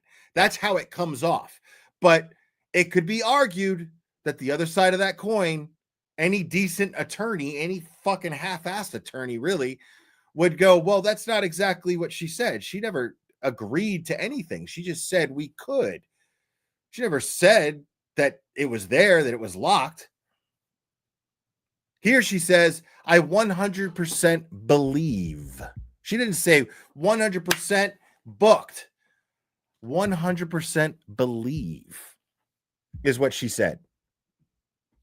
Dude, we may not even have time to go over all of the Morrissey emails, but we'll do our best.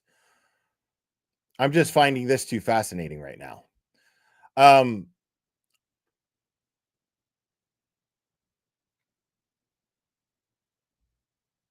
So here is another thread here. Hey, Susan. Hold on, Hey, Susan, do you know when I'll be able to make an announcement about CrimeCon? And then she says, hi, I'm meeting with Nellie, the producer, tomorrow. It's a typo, but she says, so I'll call you after. Okay, sounds good. Is there a chance it won't happen? Not sure, but I personally think it definitely will. Okay, so this is what her exact words were. I'm not sure, but I personally think it definitely will. I 100% believe it will. My parents are visiting this weekend for Jack's communion. I was telling my dad, who is a lawyer, all about today. He was in shock it was tried again. He listened to the opening statements and was saying how good it was. Anyway, I feel like it was talking about it all day, and there is no way the jury doesn't see what we do. Wow. Like she just changed the subject. Like, yeah. That's gonna happen. You know what I mean? Yeah. I totally believe it's gonna happen. But I was shocked about what happened today in court. I want to talk to you about what happened today in court. Like my man is like, listen, dude, I already agreed to do your interview. He's saying everything without saying it. He's just being polite as fuck.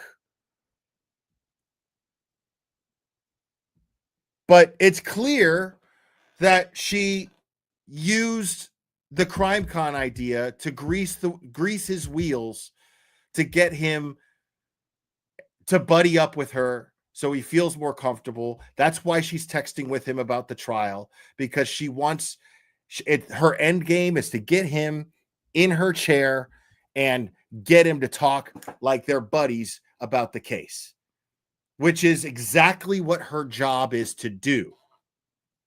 It's exactly how her job is done. It's sleazy as fuck, but it doesn't have to be that way. The whole point of this is that Turtle Boy would have just been like, dude, yeah, man, sure, you got a show. I don't give a fuck if you're on CNN and if I'm a Republican. I don't give a fuck about any of that. I want to tell people what's up. So this is all insulting in that regard. If I'm Turtle Boy, I'm insulted. I'm insulted because you made false promises, and I'm insulted because you misjudged my character and my personality. Because if you thought the better route was to make fake promises to get me to be on your show rather than just ask, that's insulting as to how you see me and what you think of me.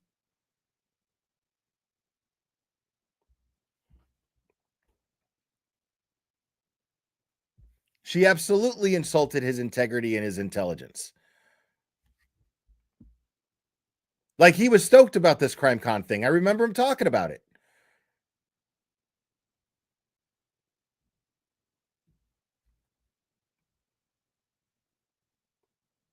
So he goes on to say, I didn't hear back from her about her talk with Kelly. So on May 11th, I asked her if she had heard from CrimeCon. She called me after I texted, told me that I was done, that it was a done deal, but that I had to hold off on the announcement. On May 27th, I texted her again, asked her if I could make the announcement since CrimeCon hadn't made any announcements yet. She specifically told me that I would be able to make the announcement sometime in June. And once again, reiterated that I was invited and that would be on the main stage doing an interview with her. I told her that I'd had my chain jerked before and didn't understand why they weren't announcing it. Right. Like if there's already an agreement there, you know, like I'd be looking for two things if I'm Turtle Boy.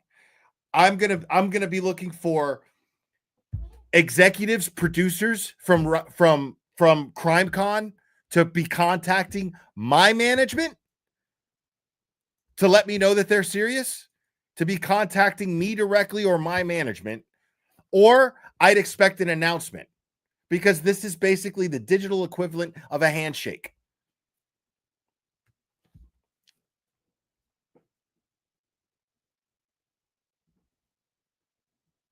And then here, any word from CrimeCon? Hey, just following up to see if they're able to announce CrimeCon. Hi, I was going to call you. And you know what she's doing right here. You know that whenever she receives a message from Aiden about CrimeCon, she's going, oh, hold on. He's just going to keep texting me about it.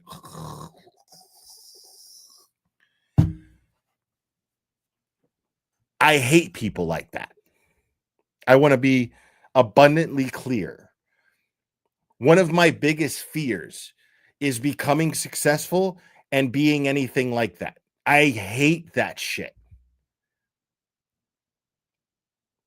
And I don't think I have it in me. I couldn't make false promises and then have somebody trying to return, trying to get an answer and some sort of, you know, solidarity on this promise, and them avoiding me or me avoiding them and being like, Because me, the kind of guy I am, I'm like, don't email me because I'm probably not going to fucking answer it. Like, I'm letting you know right off the bat. I'm not sitting here going, oh my God, hey guys, email me, DM me anytime. It doesn't matter what it's about. It doesn't matter. I am an open book and you can contact me. I'm like, no, dude, no, nope, don't.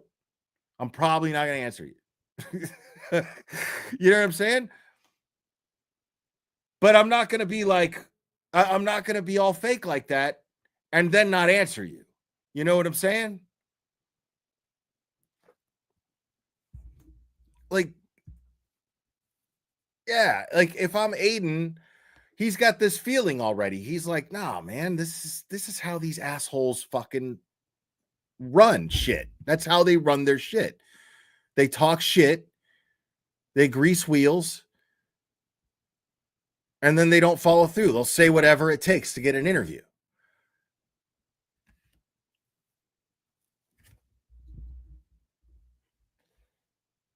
Like, it's crazy. Look at this shit. Oh, hey, I was going to call you, but when I think I can, you are in court. I'll let you know when you can announce in June. I'm going to be there next week. Can you meet for lunch? And that happens. You know what I'm saying? People just miss each other. Like, that's happened to me so many times where like I don't call some like a relative because every time I remember, I'm like, oh, I guarantee they're asleep right now. Fuck. Every time I remember, it's when my shit's already calmed down and I don't have a million other things I'm thinking about, and then I could just be like, okay, and I'm like, oh shit, I've been meaning to call this person, and then I always forget, and then they're like, I know they're asleep, or I know they're at work, or you know.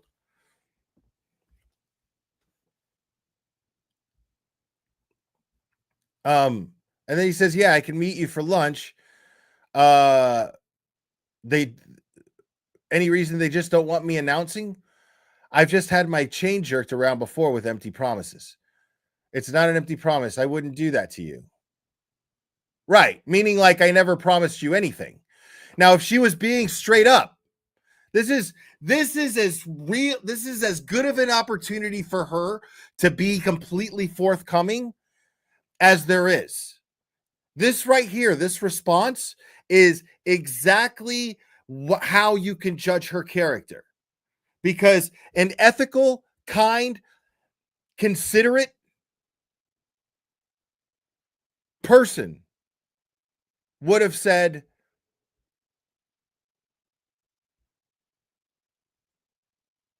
it's not an empty promise. I wouldn't do that to you. She would have said, well, I haven't actually promised you anything.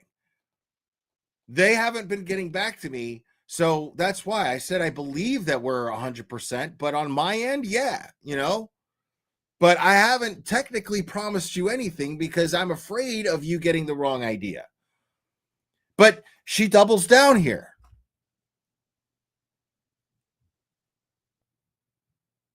Because she's careful to not promise. And every other time she addresses him, she's careful to not promise anything. She's careful to not guarantee anything.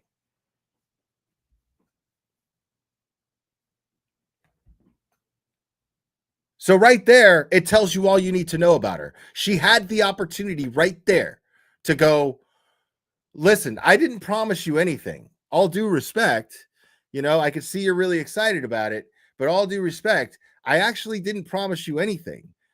I was careful about how I worded these things because I didn't want you to get your hopes too high just in case, but I really hope it's going to happen. But no, she continues. She perpetuates the bullshit.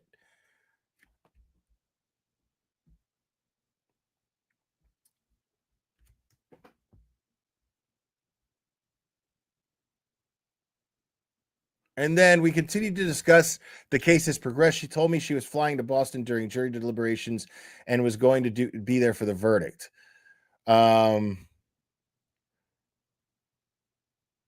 Sorry for not responding. I know you wouldn't. I've had just happen before. Did you see today? I did. Hilarious. Love the red shirt. Blah, blah, blah, blah, blah. Amazing. Yeah, this is all just her The judge picks the foreman. What the fuck?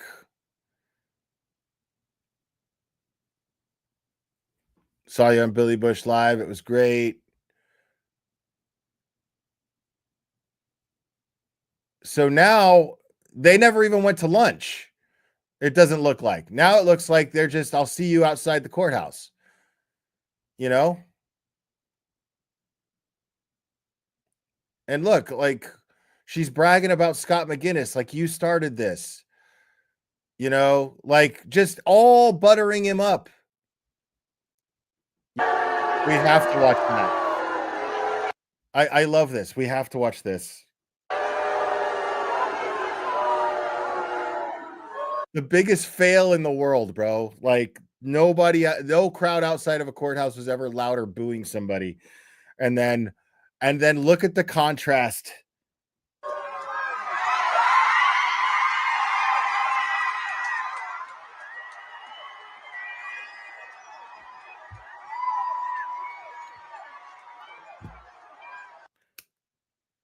I mean,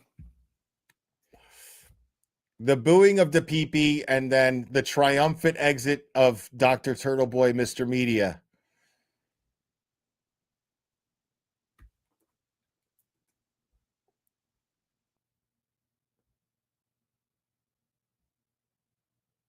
She agreed with me that CrimeCon had gotten a lot better. We spoke and she asked me if I could get Karen Reed. I'm sorry, I'm trying to rush through this because I still want to go more over Morrissey's emails.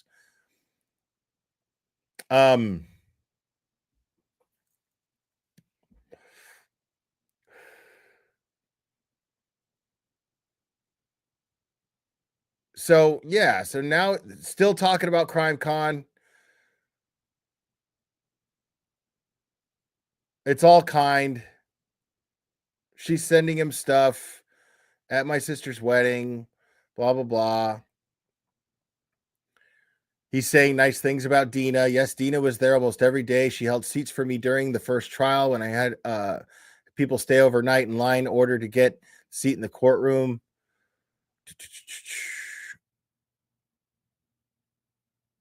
And then she's talking about how she had to wait outside the Delphi courtroom, blah, blah, blah. But I'm just trying to get to more CrimeCon stuff because that's the point of all this.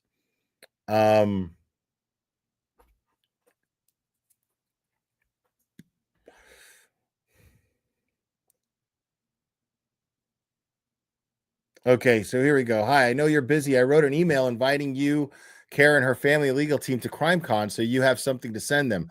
I also included my latest reel. I'm just random inviting them to a random conference. And then here is an email Karen Reed, I guess, sent back to her that she shared. Thanks so much for thinking of us. I've been obsessed with this case. Oh, no, this is Steve Troja. This is Steve Troja. I don't know who Steve Troja is. We'd be happy to talk to Aiden. Thanks so much for the introduction. So I guess that's somebody I'm sure he explains it here. She included a reel that you can watch here, which turned out to be a rather cringe self-promotional video entirely about how awesome she was. And so who's the Steve Troja guy?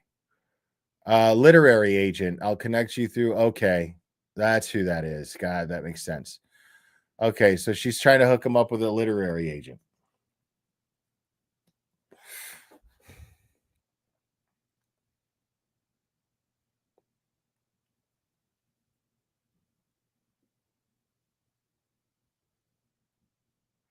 So who is this to?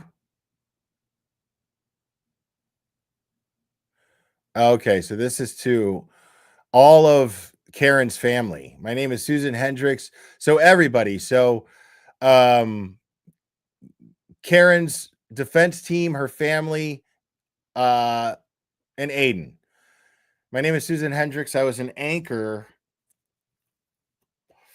at CNN HLN for the past 15 years, and for the past 3 years, I've been covering various trials for News Nation and recently started a show called Headline Crime. I had the privilege of being present outside the courthouse when the verdict was announced. I wanted to reach out to express my admiration and extend an invitation. Firstly, I want to let you know how moving and inspiring it has been to witness the best in people during the trial and after the verdict. See, man, that pisses me off, dude. Because when people like this say shit like that to them, because I've written shit like this to them, but I meant it. You know what I mean? That shit annoys the fuck out of me when shitty people write similar kind shit that I write. You could say I went through some of a transformation from covering this case with limited initial understanding to leaving Massachusetts as a changed person. I experienced firsthand the strength. No, stop it.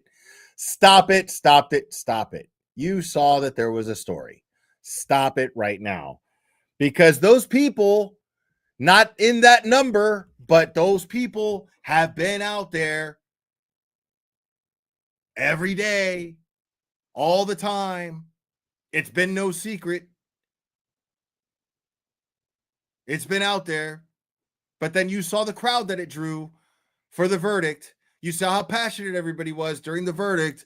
And you were like, oh my God, this is the biggest case ever. I didn't know it was the biggest case ever. Now I know it's the biggest case ever. Okay.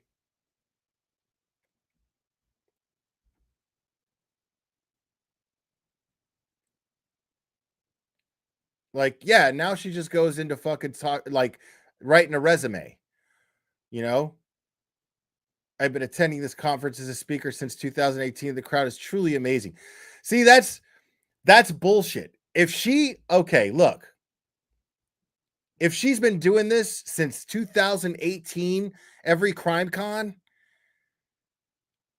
and she has main stage pull, she doesn't fucking need, she could just say, hey, this is who I'm doing my shit with this year. Dude, at a music festival, you think that the music festival people are like, if Foo Fighters decide to fucking play with Tool, which would probably never happen, but say they decided to play with Tool and we're going to play Foo Fighter songs and Tool songs, right?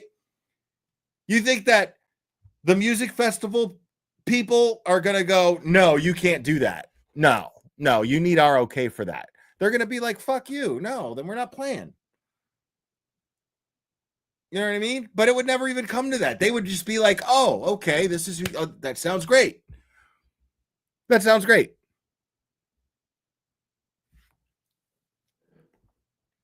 So this whole, it's not up to me bullshit, I'm not buying. If she's had all this if she's had this kind of pool since 2018, nah, I don't buy it. She could have totally fucking just been like, yeah, you're with me. You're with me. Dude, I'll tell you a story. I was in this band a long time ago, right? Let me get out of this. But I was in this band a long time ago. And it was a fun band to be in. And we got to play some shows, like shows that I was just really happy with, because I didn't think we were that good, because we really weren't, but we were okay. But we knew some people that were already pretty established, and you know, they liked us. So, you know, but we couldn't draw a crowd. You know what I mean? And we knew through our guitarist and drummer at the time, drummer vocalist, we were a trio, and our drummer was doing vocals at the time, and I was playing bass, and we had a guitarist. And through the drummer and the guitarist, we knew the singer of a band called Poison the Well. His name's Jeff. And Jeff came over to the studio one time just to like hang out and listen to us and whatever. And he liked it. And then when he said that he liked it, our guitarist, who's good friends with him, was like, well, how about like putting us on your show that's coming up? Because they were on tour and he was in town for the show. And he was like, whatever, blah, blah, blah. He walked off, got on his phone, and then was like, okay, blah, blah, blah. Couldn't really hear him. And then he walked back over to us. We were just kind of sitting around talking about, because we were at practice. And then he's like, you guys are on. And we were like, what? And he was like, yeah, you guys are on. You guys are, first band, but you're on. And I was like, fuck yeah, that's great. So we got to play the Culture Room in Fort Lauderdale, which is just fucking amazing. Like, it was so much fun. That was a big deal to us, but we didn't blow anybody away. And truthfully, we didn't belong on the same stage with some of those bands. We played with this band called The Chariot, who played before Poison the Well. Dude, if you heard our band and you heard The Chariot, dude, yeah. But it was amazing. It was a great experience. We were really grateful for it. But the thing was, my point being is, you have that kind of pool, dude. Like, you could be like, hey, I want to put these guys on. She could be like, hey, it's my interview, and this is the guy I want to interview. So this is what's happening. I'm letting you guys know. This is how you're going to advertise it. She absolutely had the power to do that. If she gets main stage, she absolutely has the power to say who her guest is going to be.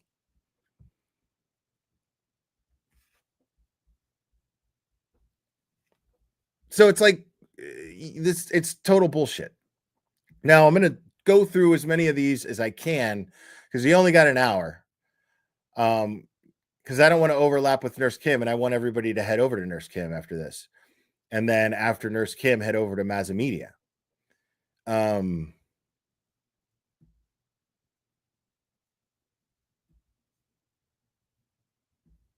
All right. So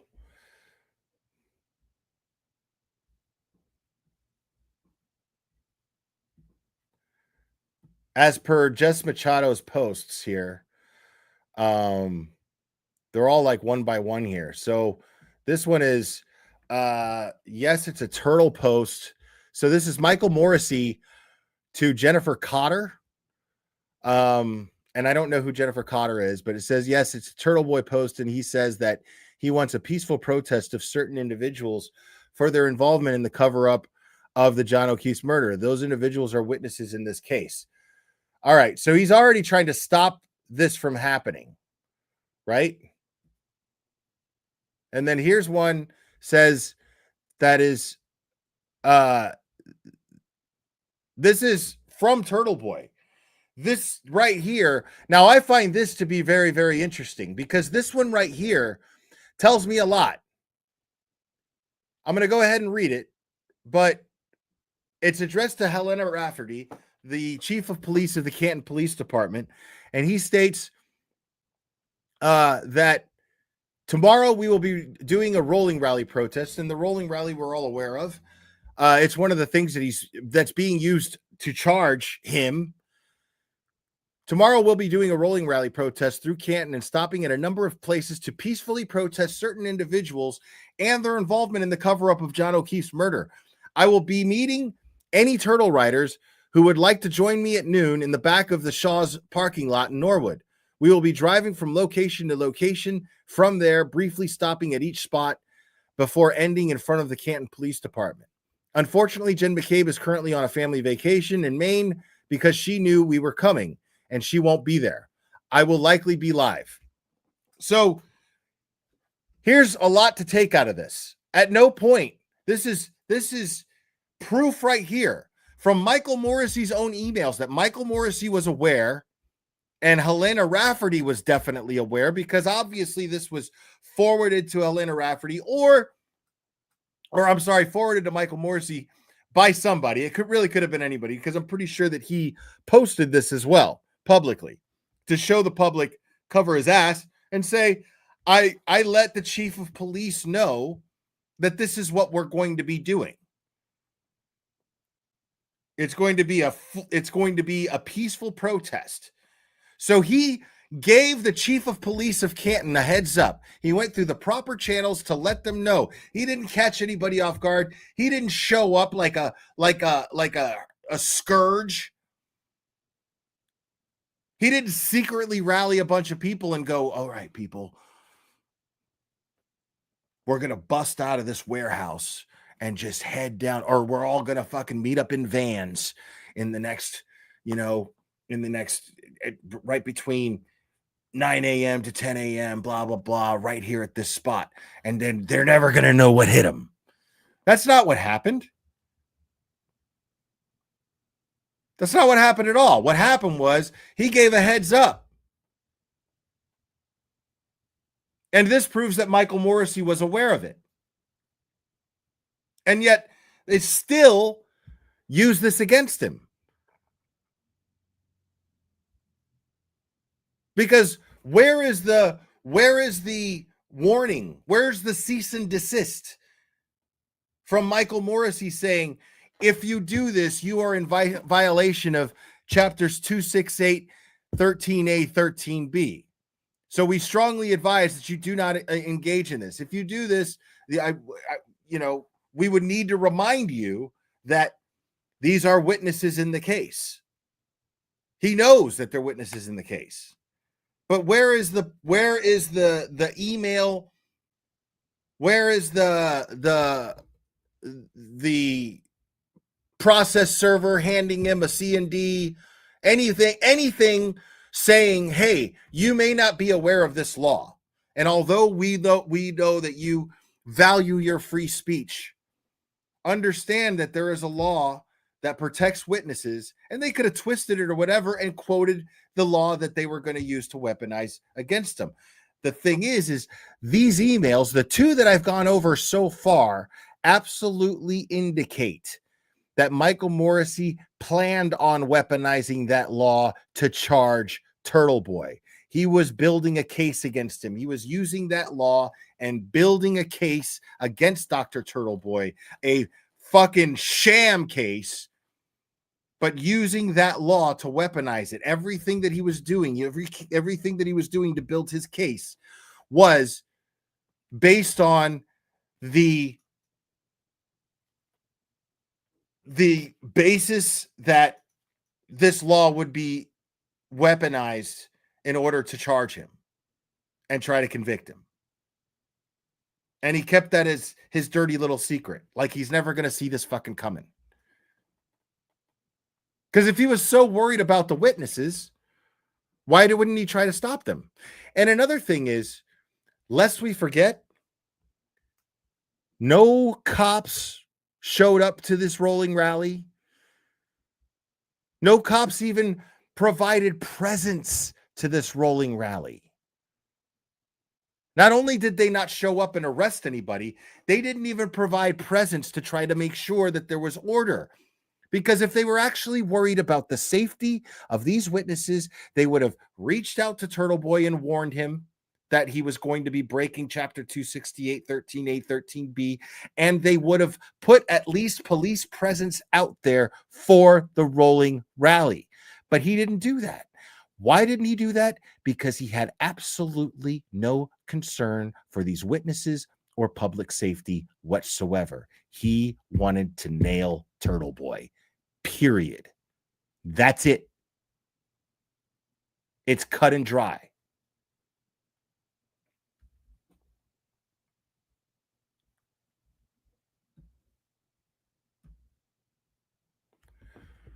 Now, I don't know. That's a picture of a dude. I don't know what that is. And here's Michael Morrissey to Chief Kennedy of Quincy, Massachusetts. Okay, this is a copy of the picture of the receipt I took last night. Also, the security system at the house captured the Domino's guy delivering food about 10 o'clock. I can assure you that I didn't order the food. So somebody sent a Domino's delivery to Michael Morrissey. Bro, wake up. Welcome to the fucking club, dude. You know how many times that happens to Turtle Boy? Are you kidding?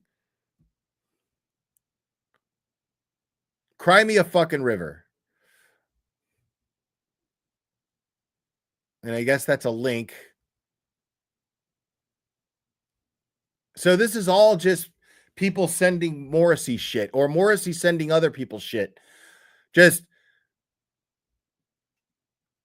he sent a YouTube link of one of Turtle Boy's. I'm assuming this is one of Turtle Boy's YouTube links, and sent it to someone at msn.com. It's redacted. So he's trying to shift press in the Commonwealth's favor here. This is no more different than what they try to accuse Turtle Boy of jury tampering is. This is no different than that. This is absolutely no different than that. If not, it's worse. Because this is the district attorney. Fuck that. I'm just going to say it is worse. This is the district attorney of Norfolk County who's sending emails and trying to feed a story to mainstream media, who's trying to use mainstream media to do only one thing, which is to shift public opinion, which would only have one hopeful outcome from a district attorney this dirty, and that would be to ultimately tamper with the jury, to get the jury believing that she's guilty, to trash Turtle Boy, discredit him, do it. Now, this right here makes me absolutely 100% believe. Now, I don't have proof of it, but that right there to me is proof that it's very likely that Michael Morrissey did the same thing with Julie Grant and is behind Julie Grant's agenda of perpetuating this ridiculous narrative that Karen Reed is guilty and that Turtle Boy is this outlaw scourge.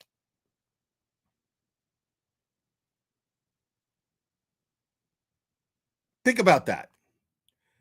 Like, I would be like, that sounds paranoid.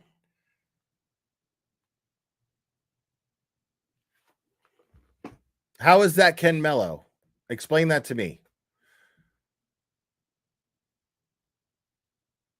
Because this is to somebody at msn.com. msn.com. Well, okay, that's a personal email. All right, that could be a personal email too. Like, people have used msn.com as personal emails, which I forgot completely. But why is Ken Mello, if that's Ken Mello that he's sending that to, then why is if that's Ken Mello that he's sending that to, then why is Ken Mello's name redacted from it? That's what I want to know. To me, that's weird. But I mean, why is Ken Mello's name redacted? He's a public servant. What's the problem? I still say he was feeding Julie Grant information. When you get a chance, call me. Give me a call. No rush. So this is Michael Morrissey to John Maughan. I don't know. I guess the message is that the Massachusetts State Police. John Maughan, when you get a chance, call me. No rush. And CNN.com, O'Keefe, Boston police death. So I don't know what that's in regards to. I don't know what that is. So today's hearing, this is a post. This is an email. I don't know who this email is to or from or what. But this is obviously Michael Morrissey emailing. Today's hearing in Karen Reed's case took place over Zoom with only, this is Turtle Boy's post from Turtle Boy Daily News. So, I mean, so what's his interest in it? The defense, the Commonwealth, and the United States Attorney's Office had a conference call yesterday, which confirmed the investigation into the Norfolk County District Attorney's Office is ongoing. Oh, that would be why he's interested in that. In one of the 8 letters between the DOJ and the NDAO that hasn't been revealed, Michael Morrissey asked FBI agent in charge Jody Cohen to interview his troopers. A request was denied. Lally did not offer any oral opposition to the letters being made public. So obviously it worries Michael Morrissey that Turtle Boy is out there telling people that the investigation's not over with. Sunday's article was well done. So this is Michael Morrissey to Yvonne Abram of the Globe. Oh, wow. Sunday's article was well done. The district attorney's office tries to speak for victims, and there is only one set of victims in this case, the extended O'Keefe family. Okay, so, wow. Okay. That's unethical as well. That's okay. Let's go back to that for a second. So that's him making statements to the press saying they're the only victims in this case, that the O'Keefe family are the only victims in this case.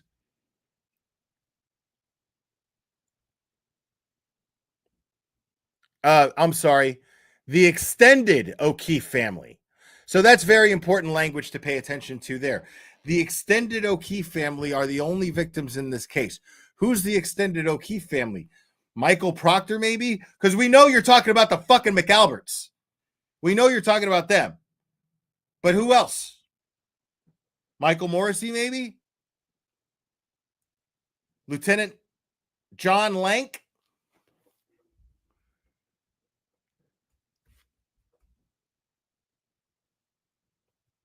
So extended O'Keefe family. This is him trying to spin a narrative using the press to do it, which is exactly what he did in that video. And right, he's just dumping the whole innocent until proven guilty thing out the window. As an ethical district attorney, wouldn't you start off your statement just to cover your ass with, although the law dictates that Karen Reed is innocent until proven guilty, we believe that the only innocent person here is the O'Keefe family and the extended O'Keefe family. I mean, that's still unethical, but it sounds better. My point being is he didn't even fucking try.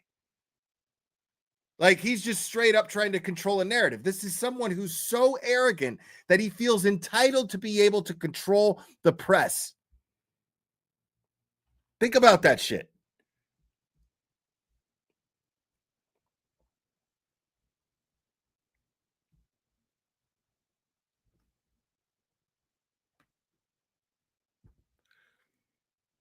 And this is a letter to, let me see what the post here says.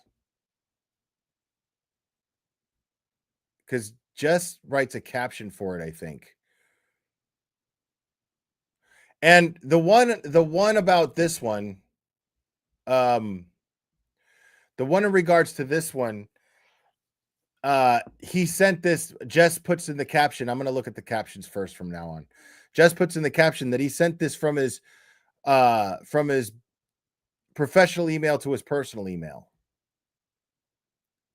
Or from his personal email to his professional email, excuse me. And here he's Jess says that Michael Morrissey wrote to Speaker Ron Mariano and asks him for $1 million to try to convict Karen Reed. So he wants $1 million of taxpayer money. He wants $1 million of taxpayer money to prosecute Karen Reed. He's asking for the Speaker of the House of the Massachusetts State House.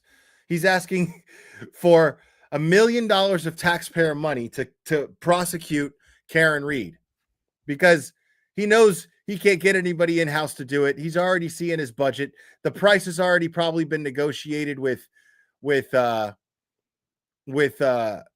look at the date, October 2nd, 2024. Yeah, he's looking for, the price has been negotiated with Spanky Hank Brennan. Dear Speaker, how do you say his name? Mariano? Dear Speaker Mariano or Milano, I don't know. I'm writing to ask for your help and assistance, particularly financial assistance, No. We got to do this right, folks. If we're going to do this, we got to do it right. Don't we? We got to do it right. All right.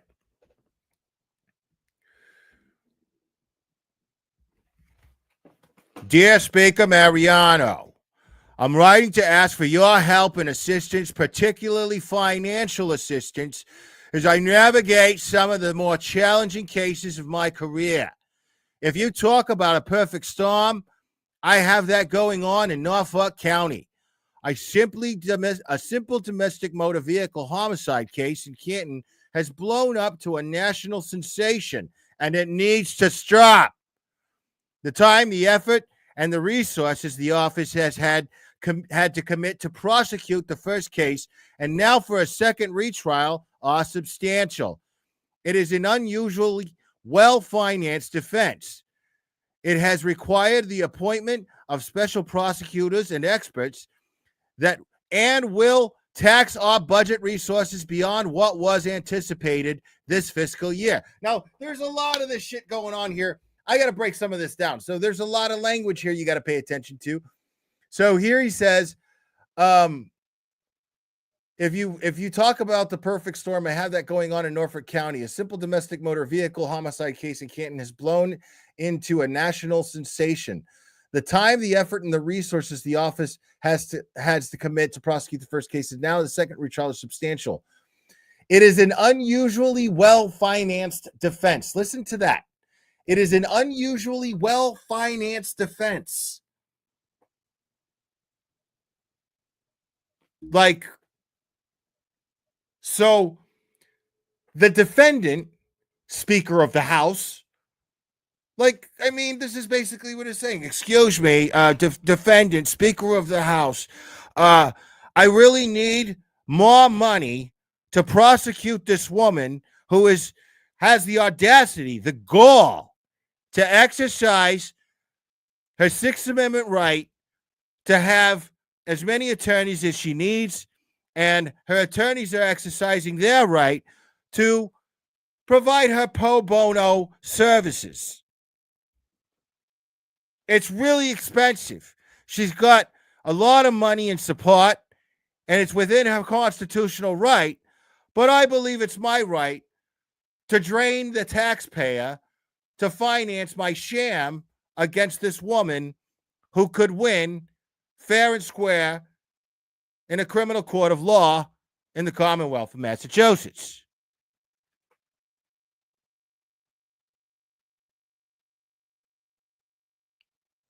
What? You fucking serious, dude? Like, if I'm that guy, if I'm that speaker and I'm reading that shit, I'm going, is this guy fucking serious? Dude, I'm sitting around drinking brandy and smoking cigars with a fucking cravat with other fucking powerful state house dudes, and I'm going, like, look at this. Tell me what you think. Read that shit. Read it out loud. Read it out loud. If I'm that dude, I'm fucking laughing my ass off. That's how I'm picturing that going down. Just like it's a fucking movie. Just like it's a fucking movie. They're sitting around. There's a fucking fireplace. They got these comfortable chairs. Fucking little Asian dude in his underwear throwing around firecrackers.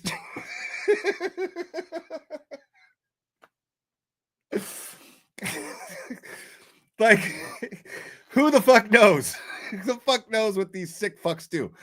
All I'm saying is, I guarantee you that they were laughing their asses off at this. This guy thinks that he could just milk the taxpayer. Like he's just entitled to it. This is fucking unreal.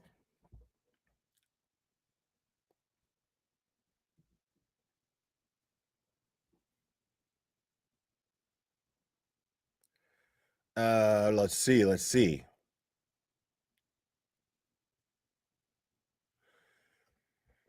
It has required the appointment of special prosecutors and experts and will tax our budget resources beyond that was anticipated this fiscal year.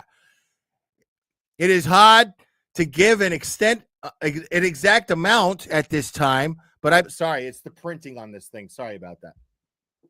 But I believe we will need upwards of $1 million as a one-time expense. I appreciate all the support that you provided to the district attorney's office in the past. This situation presents a very unique problem. I know the state has helped and other countries in the past who have faced similar burdens, other counties in the past, excuse me, the fat got in the way of my eyes, excuse me, faced similar burdens and challenges. I would be grateful if you would assist me as well. I'm happy to answer any questions, to review the expenses with you. Thank you for your assistance and consideration.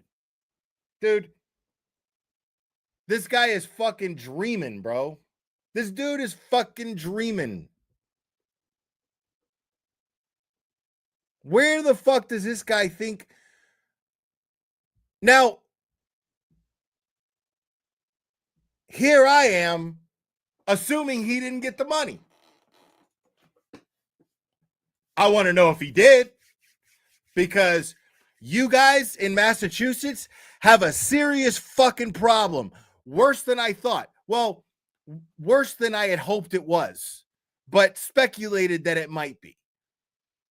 But if this asshole can just fucking write a letter to the fucking House Speaker at the State House and ask for $1 million to prosecute this sham and get it, you guys are living in a serious fucked up place that needs reform real bad.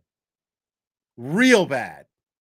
Because if there's a speaker, if that speaker didn't read that letter and laugh like a maniac when he read it, you guys are living under a real problem, dude. An umbrella of serious corruption. Because the only way that dude would approve that is if he's corrupt. That is corruption right there. That there is some sort of incentive as to why he would approve this asshole to have $1 million to prosecute this sham, because he has an expensive defense team. That's his fucking justification. That she has an expensive defense team, and so I need $1 million to fucking prosecute this case. Dude. What you need is the evidence. Because if you have the proper evidence, doesn't matter if she has fucking OJ's defense team back from the dead joining the current defense team that she has, and then it's just a powerhouse defense team, dream team that could never even have been fucking established. Black magic brought these people back to life, and they got together and they decided to prosecute this or defend Karen Read together. If you have the truth on your side, it wouldn't matter. Who the fuck?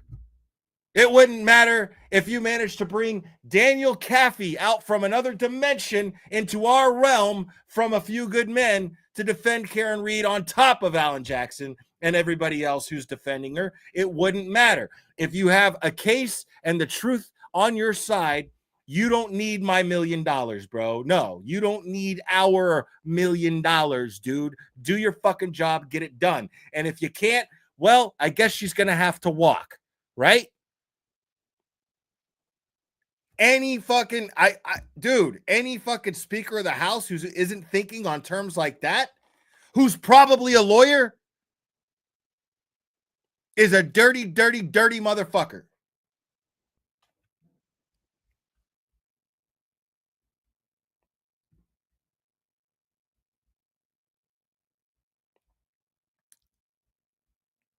Thank you so much for super sticker, Michael Petey, thank you so much.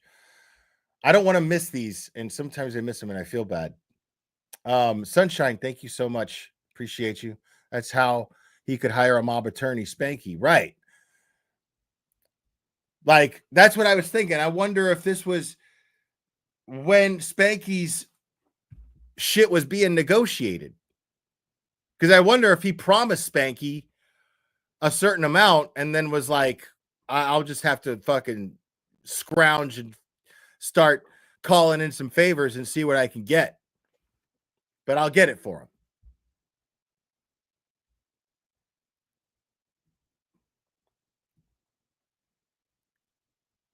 And then this is from Stacy Fortes, a judge, apparently, looks like, to Michael Morrissey.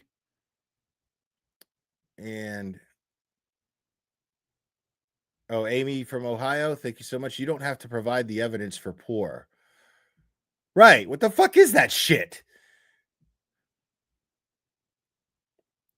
And it says here, I've copied both Chief Justice Locke and Clerk Magistrate Lauren Green of the Stoughton District Court on my response, as these allegations involve a member of her staff and her under her supervision, she would be responsible for investigating the complaint. I have asked DCA Phil McHugh to assist. I am also asking Clerk Magistrate Green to take any steps deemed necessary to provide assurances necessary with regard to the protocols and integrity of the Stoughton Clerk's office. Okay.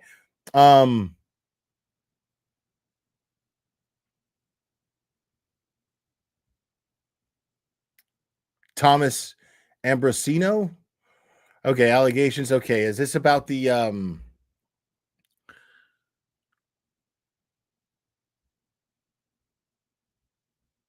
this email originated from outside of this out of the organization. So that means it started from his personal email.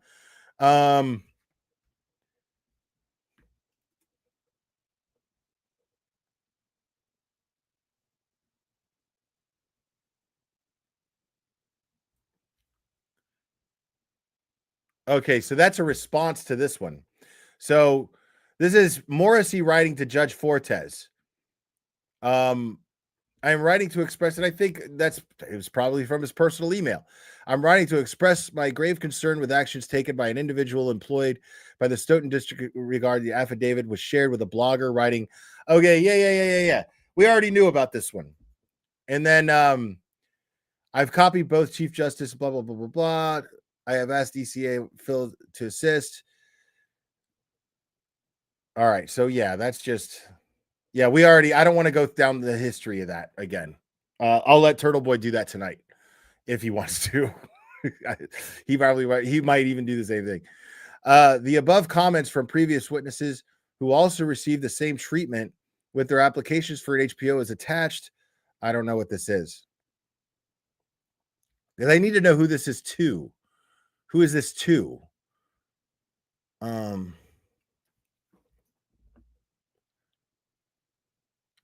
this is interesting. Okay. I'd love to know who this is to, but this is interesting. The above comments from the previous witnesses who also received the same treatment with their application for an HPO is attached. Also, the comments from Clarence Woods Emerson, aka Turtle Boy, are attached. It's clear from the postings that Stoughton Court is directly involved in the dissemination of information affecting our murder prosecution. Dissemination of information. I think you mean exposure of information. From the comments from one of the witnesses, you can see that they have completely lost all confidence in the courts of the Commonwealth. Dude, I can't take this fucking guy seriously, dude. I mean, all I hear is his voice when I hear that shit. From the comments from one of the witnesses, you can see that they have completely lost all confidence in the courts of the Commonwealth. This needs to stop. I have to agree that the actions erode the trust and integrity between the courts and the public and the relationship with the district attorney's office.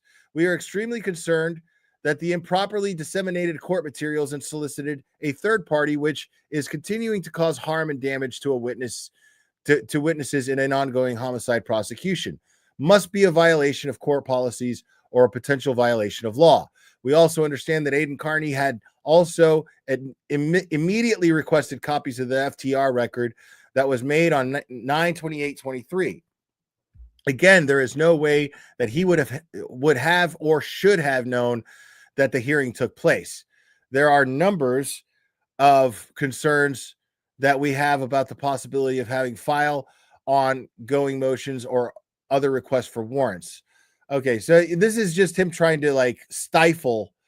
He's trying to plug in a leak. There's a leak and he's trying to plug the leak. The question is, why is he so worried about plugging a leak? Because he must be thinking, what else does this person know? What other leaks does he have? From Dubai. Wow. Thank you so much. All you need is a scene. Speak to you like Trooper Paul at 2:42 p.m. January 29th, 2022. Yeah. That's all you need is a scene to speak to you like that. Yes. Thank you, Tina. Appreciate it. Yeah, I don't know if it's public information. This is stuff like the meat and potatoes of this is the stuff that you would have to like to get a solid answer from. You would have to ask someone like Bettero or Melanie Little. But see, here's the thing is, also keep in mind, I don't know if Bettero could talk about this. Like, I feel like he's been awfully quiet on Twitter, but I don't think he could talk about this because I don't see how this could not be evidence in Turtle Boy's case. Because if I'm Bettero and Bradel, I'm looking at this shit and I'm going, this is all evidence that we can, and this is all stuff that we could log into evidence to show that Michael Morrissey has an agenda against Turtle Boy. Michael Morrissey, the Norfolk County DA's office, who hired a special prosecutor, has it out for this guy. So I'm at least keeping that open as an option. And if I'm keeping that as an option, I'm not going to say shit. If I'm representing Aiden, I'm not saying shit about these emails, just because that's could be an option. But I could be wrong. And I hope I am wrong, because I'd love to hear Bettero's take on this stuff. I really would.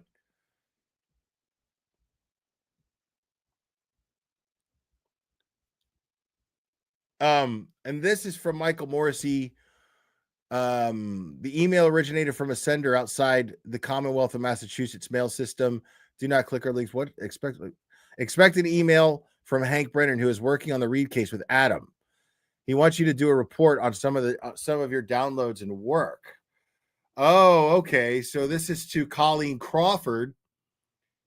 That's interesting. Colleen Crawford is the forensics person at the Norfolk County DA's office. Colleen Crawford, her fingerprints are all over a whole lot of ugly shit. And specifically, Colleen Crawford is over the Sallyport videos. Her fingerprints are all over the shadiness of the lack of transparency in the Sallyport videos. So that's interesting. Expert data analysis. Also, doesn't she have a business with Brian Tully? No, it's Buchanan, right? Didn't she start a side business? Shell company. With Buchanan, the two of them. Oh, Fanning. It was Fanning. Oh, Fanning. Even better. Even better.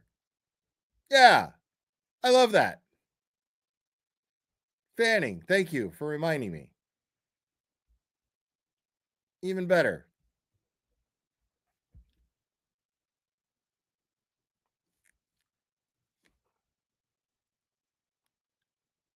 Asking Fanny and Tully if it was true that Matthew Farwell was charged in the death of Sandra Birchmore.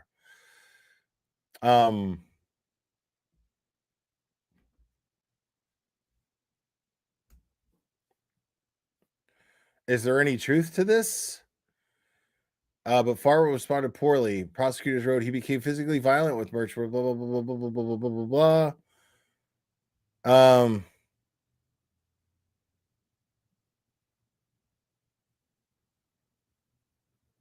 See, what this indicates is this is fun. Okay, this indicates quite a bit.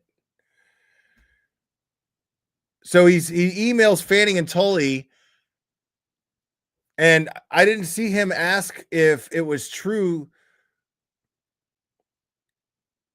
if Farwell was charged, because he specifies this part of the article, right? He sends a screenshot of this part of the article, not generally. This is where I respectfully disagree with Jess Machado, because that's not what he's saying here. He's not asking if it's true that Fanning was charged. He's asking if there's any truth to Farwell responded poorly. Prosecutors wrote he became physically violent with Birchmore. She told multiple friends that Farwell had pushed and shoved her, grabbed objects from her hands, and put her in a chokehold.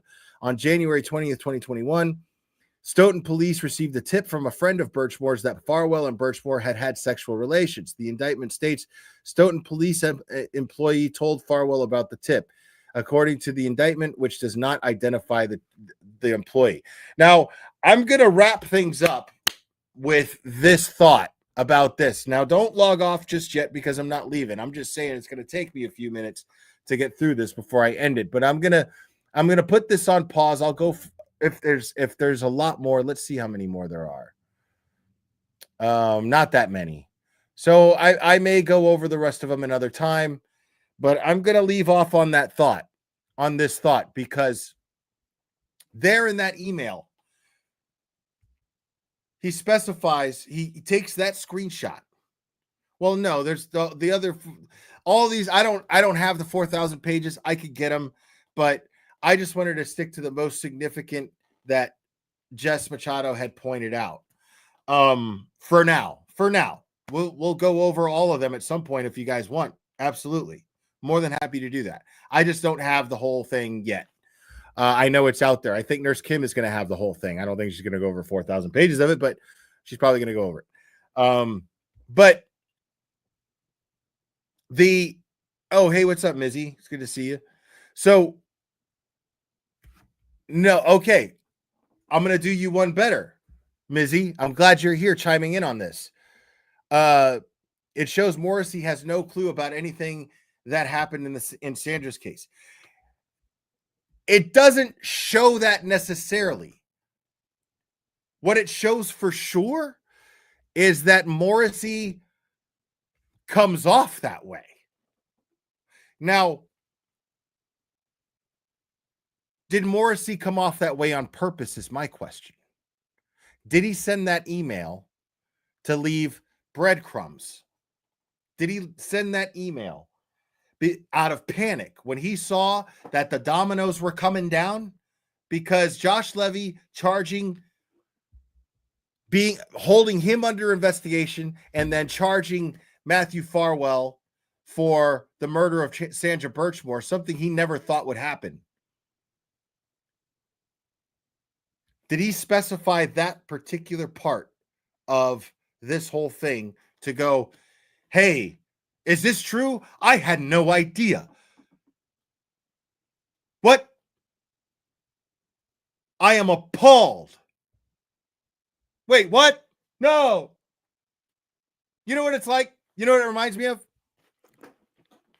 What it reminds me of is that scene in Wolf of Wall Street. You guys remember that scene in Wolf of Wall Street? Where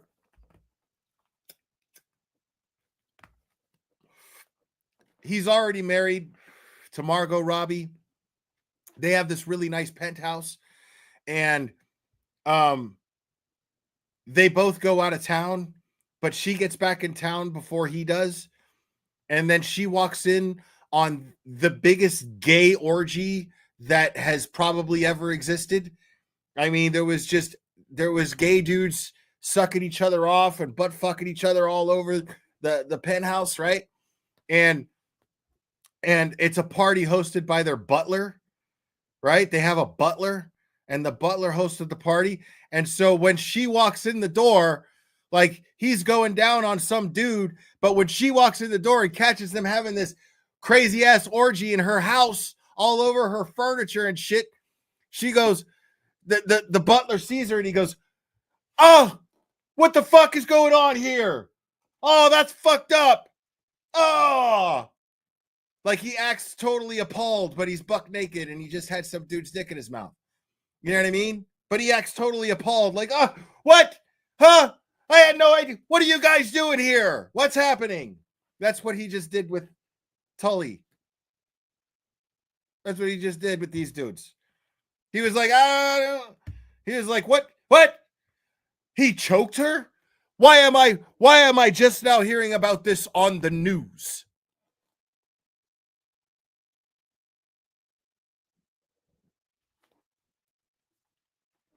I mean, that's what it sounds like to me. You're going to tell me Michael Morrissey didn't know about Sandra Birchmore and the cover-up? You don't think who do you think stood to benefit from it?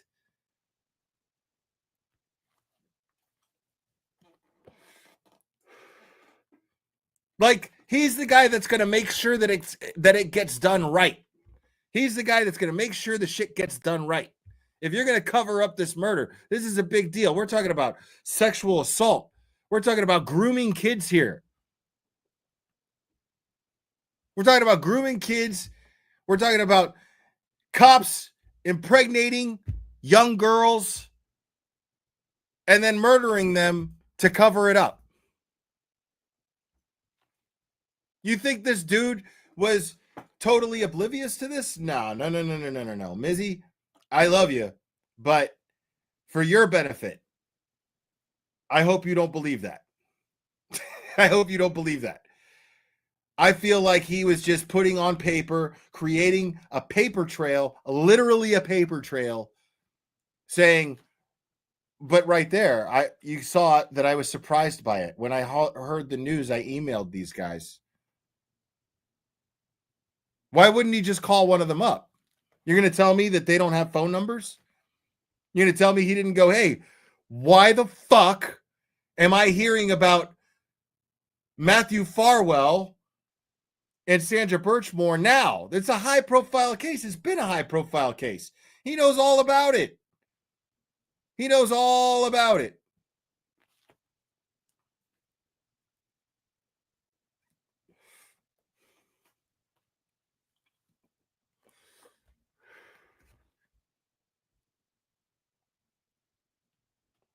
Right, exactly. Exactly, Microdots. They're like, this fucking asshole. Like, immediately, these two guys, what was it?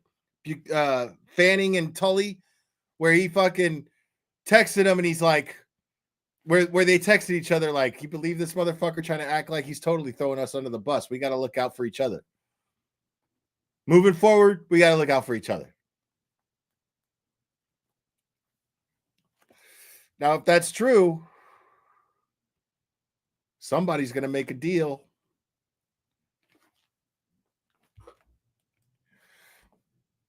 Yeah, I'm sure, Mizzy, absolutely. I'm sure that there were a lot of things that happened where he was like, just get it done. I don't want to know about it, but just get it fucking done. Don't fucking write me about it. Don't put anything in fucking writing. Don't say anything over the fucking phone. Just get it done. I guarantee you. It's naive to think otherwise. You know what I mean? It's naive to think otherwise. I bet you anything those two cops were texting each other going, what a fucking piece of shit, dude. You know what he's doing, right? You see this shit, right? He's the one who fucking told us to do this shit. Like, we were working for him directly. Dude, totally. Don't forget, man.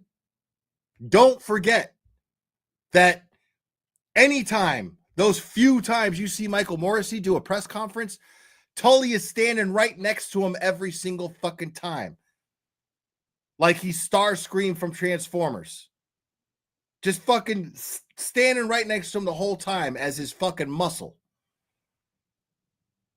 Like he wears Brian Tully at press conferences as his muscle. It's obvious that Brian Tully is a fucking right-hand goon for Michael Morrissey. It's clear. It's in your face.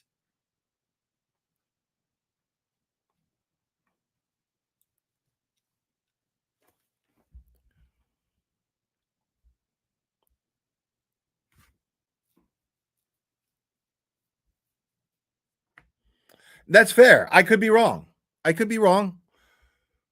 And keep this in mind. If you hear me disagree with Mizzy, understand Mizzy has been following this case surgically for years. So always take her word over mine. Always, always, always. Always. But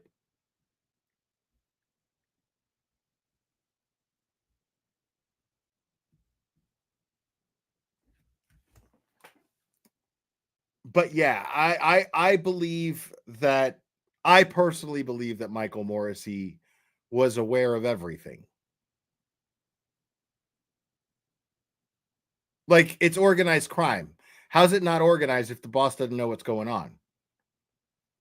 You know what I'm saying? Michael Morrissey's in the middle of everything. And let me tell you something. Do yourselves a favor. Seriously, man. Do yourselves a favor. Watch Microdot's newest video if you haven't watched it. I went over it yesterday. It is a masterpiece, as they all are. But this might be the best one, because this one is like 45 minutes long, and it just details exactly why everyone should at least be side-eyeing the McAlberts and Michael Morrissey. Everyone involved in the Commonwealth. Everyone who will most likely be held accountable in a civil suit, in a federal civil suit led by Karen Reed, if she decides to do that. But all of these people are going to end up getting deposed. In the civil suit that the O'Keefes are moving forward with, shockingly enough, all these people are subject to deposition.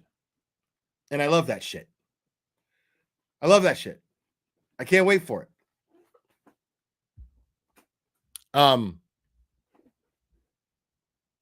Now,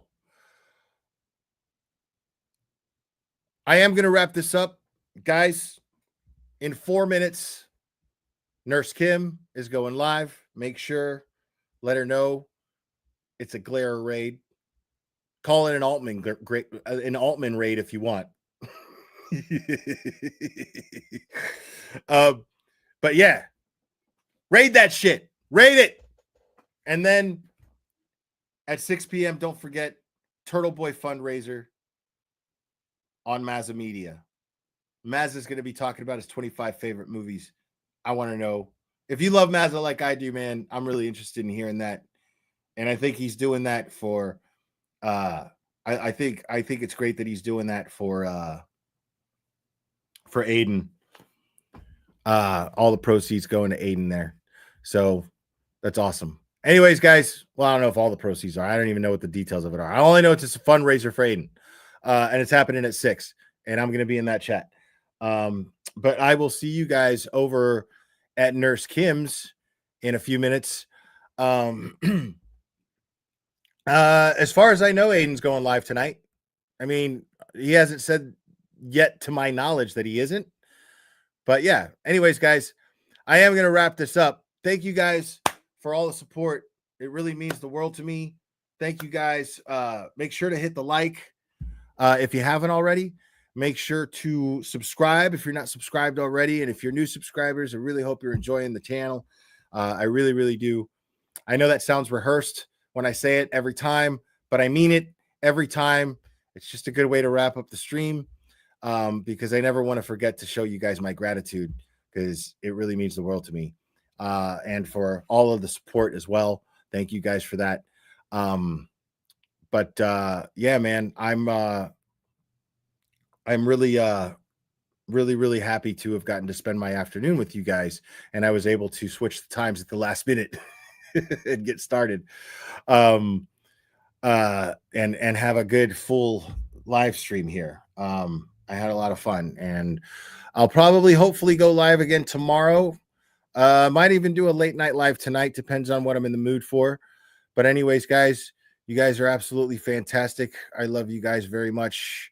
And we will do this again very soon, my friends.